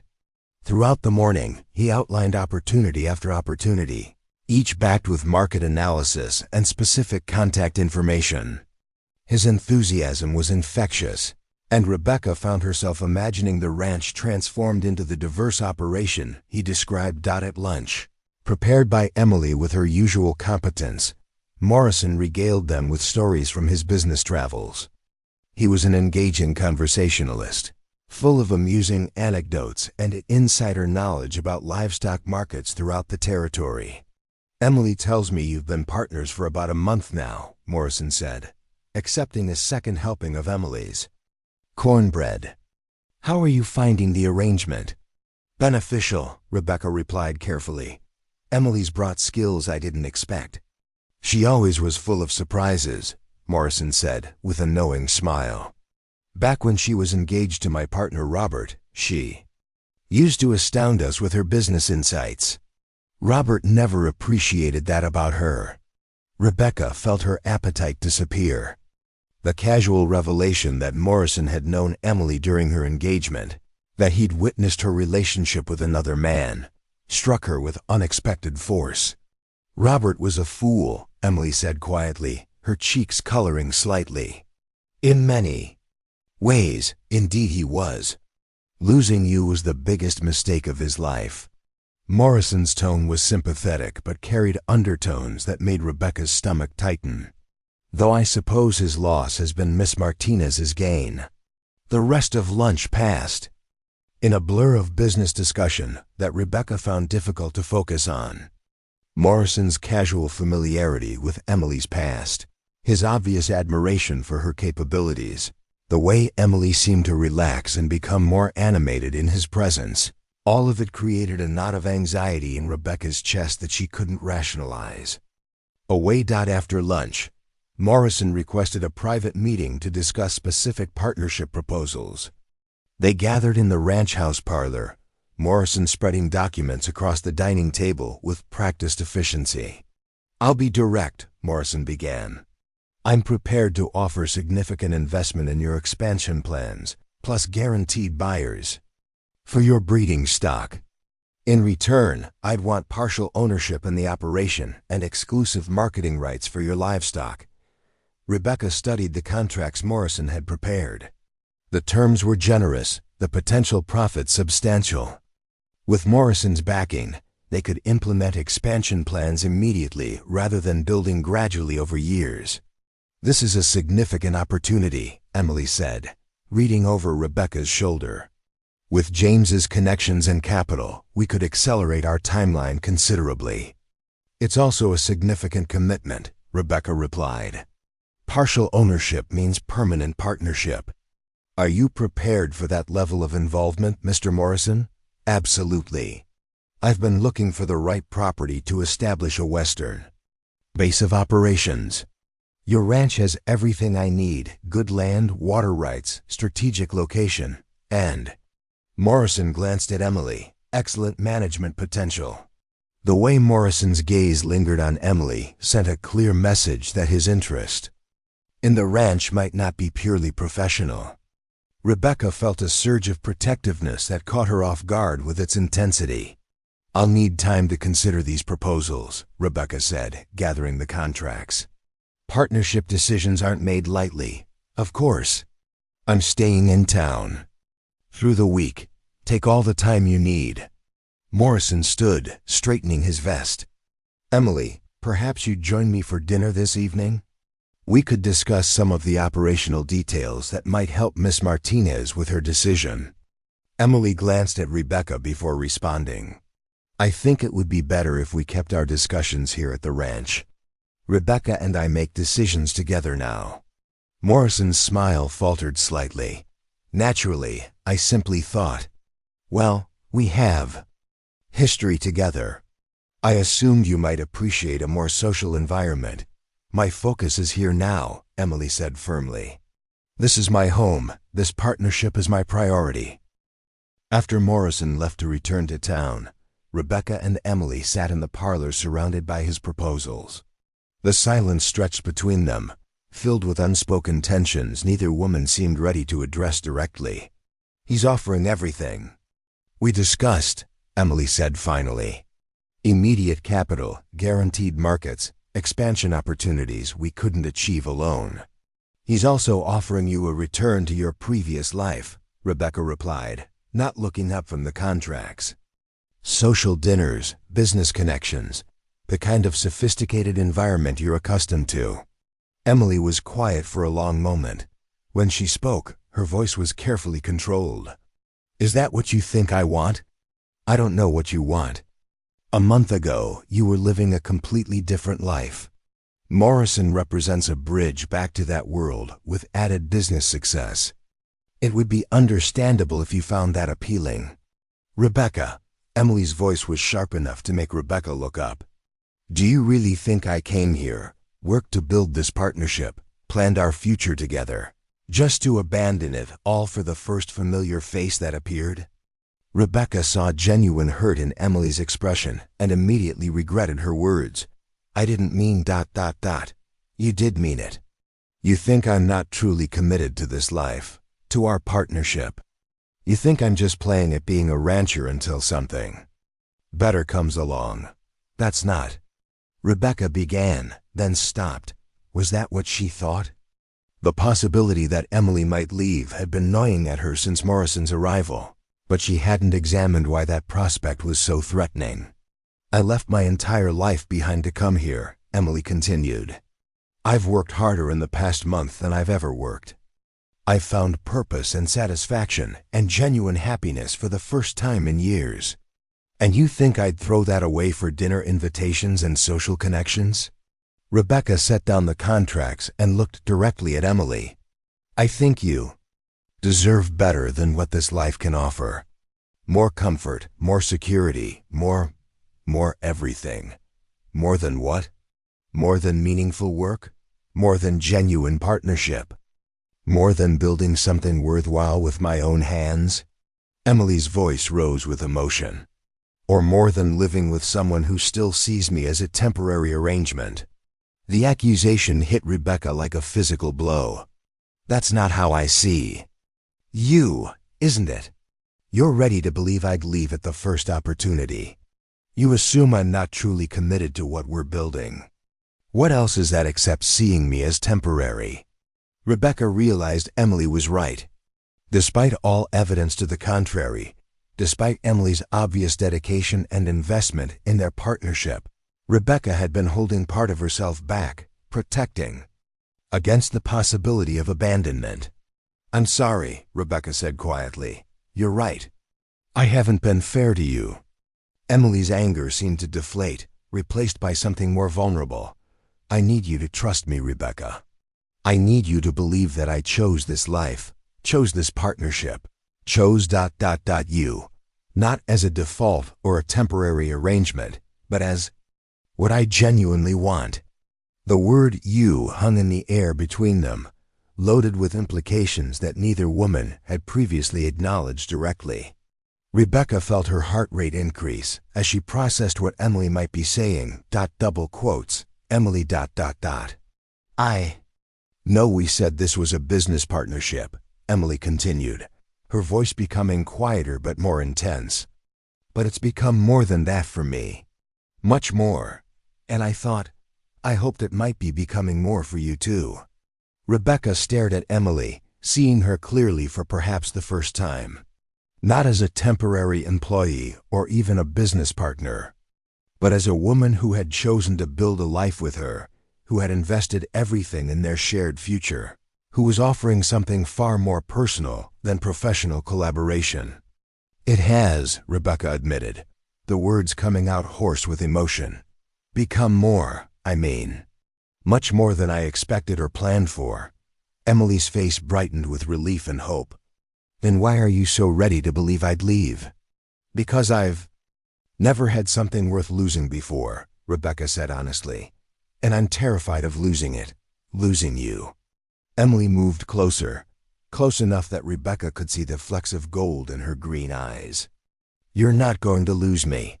Not to James Morrison, not to anyone else, not to anything. I'm here, Rebecca. I'm staying." "What about Morrison's offer?" "The partnership could transform the ranch. We'll consider it on its business merits, nothing more. If it makes financial sense, we'll negotiate terms that protect our interests. But my personal feelings, my commitment to you and to this life, those aren't part of any business negotiation." Rebecca felt a weight lift from her chest that she hadn't realized she'd been carrying.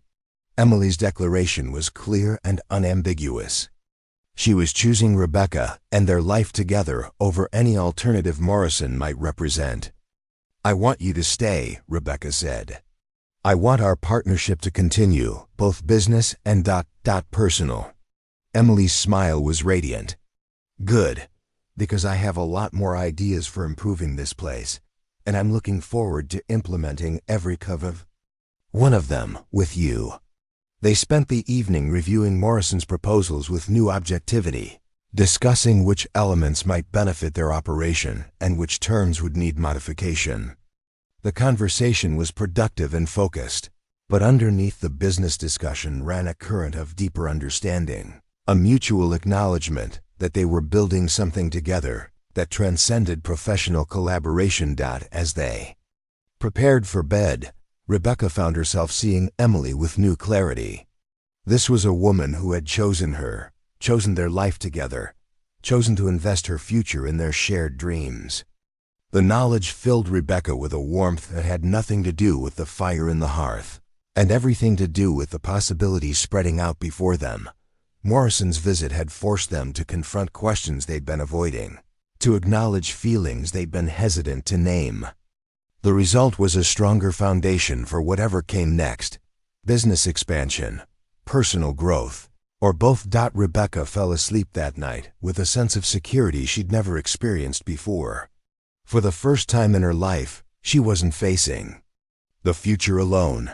The crisis began at 3 a.m. with the sound Rebecca had learned to dread: cattle bawling in distress, high and urgent, cutting through the spring night like a blade. She bolted upright, already reaching for her clothes before her mind fully processed what had woken her. Emily appeared in her doorway within seconds, already dressed and carrying her boots. "The north pasture," she said, her voice tight with concern. "Something's wrong with the herd." They ran through the darkness toward the sound, Rebecca's heart hammering with the kind of fear that only came with genuine catastrophe. As they crested the hill overlooking the north pasture, the scope of the disaster became clear in the pale moonlight. The spring flooding that came every year had arrived early and with unprecedented force. What should have been a gradual rise in the creek had become a torrent, washing away fence posts and turning the lower section of the pasture into a raging lake. 20 head of cattle, including several pregnant cows, were trapped on a rapidly shrinking island of higher ground, the water rising steadily around them. "Dear God," Emily breathed, surveying the scene. "How did this happen so fast?" Rebecca was already moving, her mind racing through options. The snowpack up the mountain must have melted all at once.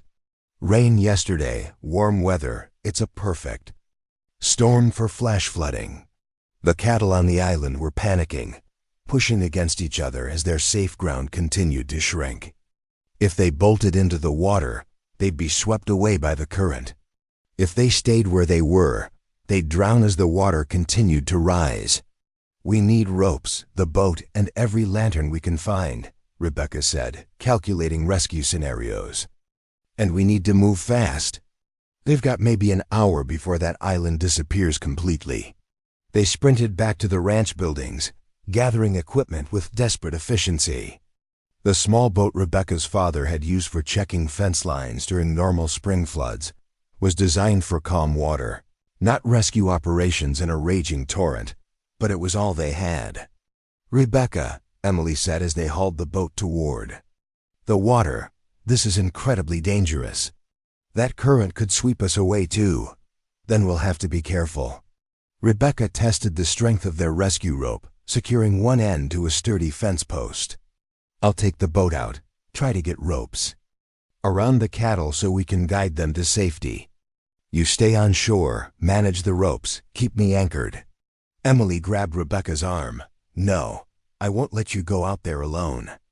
If that boat capsizes, if I don't go out there, we lose 20 head of cattle and probably 3 unborn calves. The ranch can't survive that kind of loss. The ranch can't survive losing you either." Emily's grip tightened. "We do this together, or we find another way." Before Rebecca could argue, a new sound cut through the night, the desperate bawling of a cow in labor. On the island, silhouetted against the dark water, one of the pregnant cows had gone down, clearly in distress. "She's calving," Rebecca said, her stomach dropping. "In the middle of this, if we don't get to her soon. Emily was quiet for a moment, studying the raging water and the shrinking island. When she spoke, her voice was steady with decision. "I'm going with you. 2 people can manage the boat better than one, and if that cow needs assistance. Emily, this isn't fence repair or cattle herding. This is life and death, and it's dangerous beyond anything you've experienced. Then it's a good thing I have an experienced partner to teach me." Emily began checking the boat's oarlocks with methodical precision. "We're in this together, Rebecca, for better or worse." The boat launch was harrowing. The current grabbed them immediately, trying to sweep them downstream away from the trapped cattle. Rebecca fought the oars while Emily managed the safety rope, both women straining against the water's relentless pull. The cattle on the island were wild with fear, their eyes rolling white in the lantern light. The cow in labor lay on her side, clearly in distress but unable to complete the birth without assistance. Around her, the other animals milled frantically as their sanctuary continued to shrink. "Easy, ladies," Emily called out, her voice somehow carrying calm authority even over the sound of rushing water.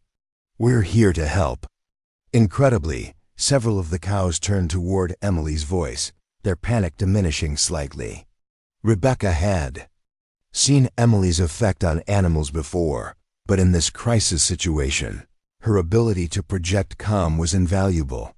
Getting the boat close to the island required skill and strength that pushed both women to their limits. The current kept trying to drag them away, and the spooked cattle threatened to stampede into the water if they approached too aggressively. The laboring cow first, Rebecca decided, maneuvering the boat toward the most urgent case. "If we can save her and the calf, we can use her to calm the others." What followed was the most difficult veterinary work Rebecca had ever attempted. With Emily holding the boat steady against the current and providing what assistance she could, Rebecca worked to help the distressed cow complete her delivery. The animal was weak from stress and the difficult conditions, making it already challenging birth even more complicated. "Is she going to make it?" Emily asked, watching Rebecca work with desperate intensity. "I don't know. The calf's positioned wrong, and she's exhausted." Rebecca's hands worked by feel in the uncertain light, trying to reposition the calf for safe delivery. "Keep talking to her. Your voice helps." Emily began a steady stream of soothing words, directed at both the laboring cow and the other animals, who continued to crowd closer to the water's edge. Her presence seemed to have a calming effect that was almost magical in its intensity. The calf came suddenly, sliding into Rebecca's waiting hands in a rush of fluid and motion. For a terrifying moment, it lay still, and Rebecca feared they'd lost it. Then the little bull calf shuddered, coughed, and began breathing. "He's alive," Rebecca announced, working quickly to clear the calf's airway and stimulate circulation. The successful birth seemed to change the entire dynamic on the island. The mother cow, despite her exhaustion, began the instinctive process of cleaning her newborn. The other cattle, seeing this normal behavior, began to settle slightly. "Now we need to get them off this island," Rebecca said, eyeing the steadily rising water. "Starting with the mother and calf." Moving cattle by boat required improvisations that would have been impossible without Emily's quick thinking and problem-solving abilities. They rigged a sling system using ropes and canvas that allowed them to transport the newborn calf safely to shore, then guided the protective mother cow into the water where she could swim to safety. The process was repeated again and again. Boat trips through dangerous current, improvised animal handling, creative solutions to problems neither woman had ever faced before. Emily proved fearless in the water, her earlier hesitations forgotten in the urgency of the crisis stopped by dawn. They had successfully evacuated 17 of the 20 cattle.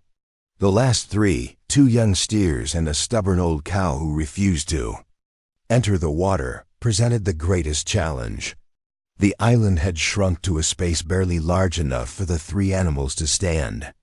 "We're running out of time," Rebecca said, studying the rising water, "and we're both exhausted. One mistake now." "No mistakes," Emily said firmly. "We've come too far to lose them now." The final rescue required every ounce of skill and courage both women possessed. The old cow, an animal Rebecca had raised from a calf, seemed determined to die on the island rather than trust the strange rescue methods. It took Emily's patient voice work and Rebecca's knowledge of the cow's particular temperament to finally coax her into the water. The 2 steers followed their elder, and soon all the cattle were safely on higher ground. Rebecca and Emily dragged themselves and their boat to shore as the last of the island disappeared beneath the flood waters. They collapsed on the muddy bank, both women shaking from exhaustion and the adrenaline aftermath of the night's work. The sun was fully up now, revealing the full extent of the flooding and the magnitude of what they had accomplished. 20 head, Emily said, her voice hoarse from calling to the cattle. "We saved them all." "We saved them all," Rebecca agreed, looking at Emily with awe. "Including that calf who shouldn't have survived." Emily managed a tired smile. "Strong hands, remember? When they're needed most." Rebecca realized that Emily was right.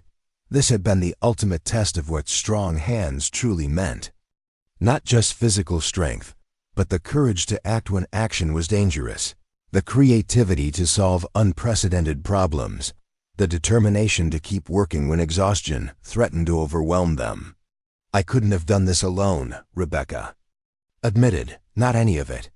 That cow would have died, we'd have lost half the herd, the ranch would have been ruined. But we didn't do it alone, we did it together." Emily struggled to her feet, extending a hand to help Rebecca up. "Partners, remember?" As they walked back toward the ranch house, supporting each other after the night's ordeal, Rebecca felt a profound shift in her understanding of their relationship. They had faced genuine crisis together and emerged not just successful, but stronger. Emily had proven herself beyond any possible doubt, not just as a capable ranch hand, but as someone Rebecca could depend on in the most challenging circumstances.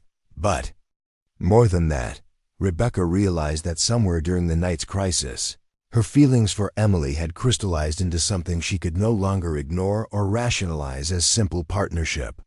Watching Emily risk herself to save the cattle, seeing her courage and determination and skill, Rebecca had fallen completely and irrevocably in love. The knowledge should have been frightening, but instead it felt as natural as breathing. Emily had become essential to her life in ways that went far beyond business or even friendship. She was Rebecca's partner in every sense of the word, and Rebecca couldn't imagine facing the future without her. "Emily," Rebecca said as they reached the ranch house. Yes, Rebecca wanted to tell her everything, about her feelings, about how much the night had meant to her, about how proud she was of Emily's courage and capability. But the words seemed inadequate to express the depth of what she felt. Instead, she simply said, "Thank you for everything. For being exactly who you are." Emily's smile was radiant despite her exhaustion. "Thank you for trusting me to be that person." As they entered the house together, muddy and tired but triumphant, Rebecca knew that everything had changed between them. The crisis had stripped away the last of her reservations, the final barrier she'd maintained around her heart. Emily Carter wasn't just her business partner or even her friend. She was the woman Rebecca wanted to spend the rest of her life building dreams with. The floodwaters would recede, the fences would be repaired, and life would return to normal rhythms. But Rebecca and Emily's relationship had crossed a threshold that could never be uncrossed. They had proven they could face anything together. And that knowledge would change everything about their future. Whatever challenges lay ahead, and there would certainly be challenges, they would meet them as they had met the flood, together. With courage and with the absolute certainty that they were stronger as a partnership than either could ever be alone. 3 months after the flood, Rebecca stood in the doorway of the barn watching Emily work with Thunder's first foal of the breeding season. The little colt was spirited, but responding beautifully to Emily's patient guidance, accepting the halter and lead rope as if he understood that this gentle woman meant him no harm. The ranch had been transformed since the crisis. James Morrison's investment had allowed them to rebuild better than before, with improved drainage systems and flood-resistant infrastructure. The breeding program was exceeding all projections, with buyers coming from as far as California to see their horses. But more than the physical improvements, something fundamental had shifted in the daily rhythm of their lives. "Easy, little one," Emily murmured to the colt, her voice carrying the same calming quality that had saved their cattle during the flood. "That's it, you're learning." Rebecca smiled, remembering her initial skepticism about Emily's ability to handle ranch work. Now she couldn't imagine anyone better suited to the delicate balance of strength and gentleness that successful horse training required. "How's he doing?" Rebecca asked, entering the paddock. "Beautifully. He has his father's intelligence and his mother's temperament." Emily released the colt to rejoin his mother, watching with satisfaction as he immediately began nursing. James was right about the market for well-trained saddle horses. "We've already had 3 inquiries about this one, and he's barely a month old." The mention of Morrison brought complicated feelings for Rebecca. His business partnership had proved invaluable, but his continued presence in their lives remained a source of tension she struggled to define. Morrison visited monthly now, ostensibly for business but clearly hoping for something more personal from Emily. "Speaking of James," Emily said, seeming to read Rebecca's thoughts, "his telegram yesterday confirmed he'll be here next week for the horse auction. He's bringing potential buyers from Denver and San Francisco." Rebecca nodded, trying to maintain enthusiasm for what should have been exciting news. The auction represented the culmination of months of careful planning and preparation. Success would establish their reputation permanently and provide the capital for further expansion. "That's good," she said, though her voice lacked conviction. Emily studied Rebecca's face with the perceptive attention she brought to everything. "What's troubling you? You should be excited about this." Rebecca struggled to find words for feelings she barely understood herself. Ever since the flood, her awareness of Emily as more than a business partner had grown impossible to ignore. But with that awareness came a paralyzing uncertainty about how to proceed, complicated by Morrison's obvious interest and Emily's own unclear feelings. "I am excited about the business," Rebecca said carefully. "It's just complicated." "What's complicated about it?" Rebecca watched the colt playing in the paddock, gathering courage for a conversation she'd been avoiding for months. "James Morrison isn't just interested in our horses." Emily was quiet for a moment. "No, he's not. And you? Are you interested in him?" Emily turned to face Rebecca directly, her green eyes serious. "Is that really what you're asking me?" Rebecca felt her heart hammering against her ribs. This was the moment she'd been building toward and dreading in equal measure. "I suppose I'm asking where you see yourself in 5 years. Here on the ranch or somewhere else." "That depends. On what?" Emily moved closer, close enough that Rebecca could see the gold flecks in her eyes, the faint freckles the summer sun had brought out across her nose. "On whether you want me here, really want me, I mean. Not just as a business partner." The question hung in the air between them, loaded with months of unspoken feelings and careful distances maintained. Rebecca realized that Emily had been waiting for her to make the first move, to acknowledge what had been growing between them since the flood. "Emily," Rebecca began, then stopped, overwhelmed by the magnitude of what she was about to say. "It's all right," Emily said gently. "Whatever you're feeling, whatever you want to say, it's all right." Rebecca took a deep breath, drawing on the same courage that had carried her through the flood rescue. "I love you. I've been in love with you for months, probably since that first night when you helped deliver Bertha's calf. I was just too afraid to admit it, even to myself." Emily's face lit up with a smile so radiant it seemed to illuminate the entire barn. "Oh, Rebecca, I was beginning to think you'd never say it. You knew, I hoped. I've been in love with you almost since I arrived, but I wasn't sure if you could see me as anything more than a ranch hand who happened to be useful." Rebecca laughed, a sound filled with relief and joy and wonder at her own blindness. "Useful? Emily, you've transformed everything you've touched. The ranch, the business, my entire life. You're not useful, you're essential." Emily stepped closer, close enough that Rebecca could feel the warmth radiating from her body. "So when James Morrison offers me dinner invitations and suggestions that I could do better than ranch life in Montana, what should I tell him? Tell him you're exactly where you want to be, with exactly who you want to be with." Emily's smile grew even more radiant. "I can do that, because it's absolutely true." Rebecca reached out tentatively, cupping Emily's face in her calloused hands. "Are you sure? This life, this place, it's hard and isolated and sometimes dangerous. You could have so much more somewhere else." "I could have different things somewhere else," Emily corrected. "But I couldn't have you, and I couldn't have this." She gestured around them, encompassing the ranch, their shared work, the life they'd built together. "This is real, Rebecca. This matters, we matter." Rebecca leaned forward, closing the distance between them, and kissed Emily with all the love and longing she'd been holding back for months.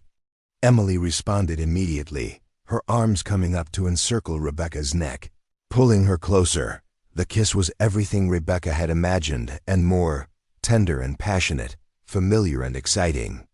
Like coming home and embarking on an adventure at the same time. When they finally broke apart, both women were breathing hard, foreheads pressed together in the golden afternoon light.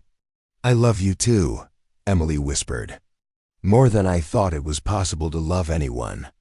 They stood holding each other in the barn, surrounded by the sounds and scents of the life they'd built together. Rebecca felt a completeness she'd never experienced before, as if a piece of herself she hadn't known was missing had finally fallen into place. "So," Emily said after a long moment, "what do we do about James Morrison?" Rebecca considered the question seriously. Morrison's business partnership had been valuable, but his personal interest in Emily complicated matters significantly. "We handle him professionally. We appreciate his business contributions, but make it clear that our personal lives aren't part of any negotiation. And if he pushes the issue, then we remind him that we're perfectly capable of running this operation without his investment. We've proven that already," Emily smiled. "Together, we can handle anything." Together, Rebecca agreed. The horse auction, the following week, proved to be a turning point in more ways than one. Morrison arrived with his usual confidence and charm, but also with an agenda that became clear within hours of his arrival. "Emily," he said during a private moment while Rebecca was showing horses to potential buyers, "I've been thinking about our conversation last month. I have a proposition that might interest you." Emily maintained her composure, though Rebecca could see the tension in her shoulders from across the paddock. "What kind of proposition?" "I'm expanding my operations to include a ranch in Colorado. Better climate, closer to major markets, more social opportunities. I'd like you to consider managing it for me. Full authority, excellent compensation, and—" Morrison paused meaningfully, the chance to build something significant without being limited by current circumstances. The offer was generous and clearly designed to appeal to Emily's business acumen and ambition. Rebecca felt a familiar knot of anxiety form in her stomach as she watched Emily consider Morrison's words. "That's a very generous offer," Emily said carefully. "But I'm not interested in leaving Montana." Morrison's confident expression faltered. "Perhaps you should take some time to consider it. The opportunities in Colorado would far exceed anything available here." "The opportunities here exceed anything I want anywhere else," Emily replied firmly. "I'm building a life I love with someone I love. No business proposition could improve on that." Morrison's gaze shifted to Rebecca, understanding dawning in his expression. "I see. How long has this arrangement been in place?" "This isn't an arrangement," Emily said, her voice carrying a steel Rebecca had heard before. "This is my choice, my life, and my future. I'd appreciate it if you'd respect that." Morrison nodded stiffly, his business smile returning. "Of course. I hope you'll both be very happy." The auction proceeded successfully despite the personal undercurrents. Their horses commanded excellent prices, establishing their reputation exactly as planned. But the real victory was watching Morrison's gracious acceptance of defeat, his professional handling of a situation that could have become awkward.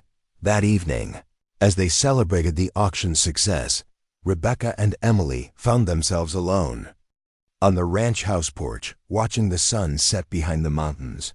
"No regrets?" Rebecca asked, thinking of Morrison's offer and all the opportunities Emily had given up by choosing this life. "Only one," Emily replied, settling closer to Rebecca on the porch swing. "What's that?" "That I waited so long to tell you how I felt. We could have been having these conversations months ago." Rebecca laughed. "I'm not sure I was ready months ago. I needed time to understand what you meant to me, what we could be together. And now you know?"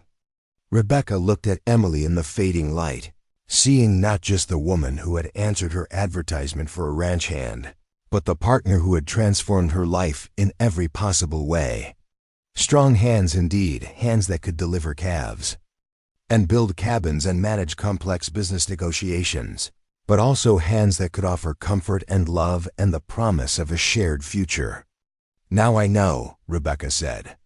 "You're everything I never knew I needed and everything I never want to live without."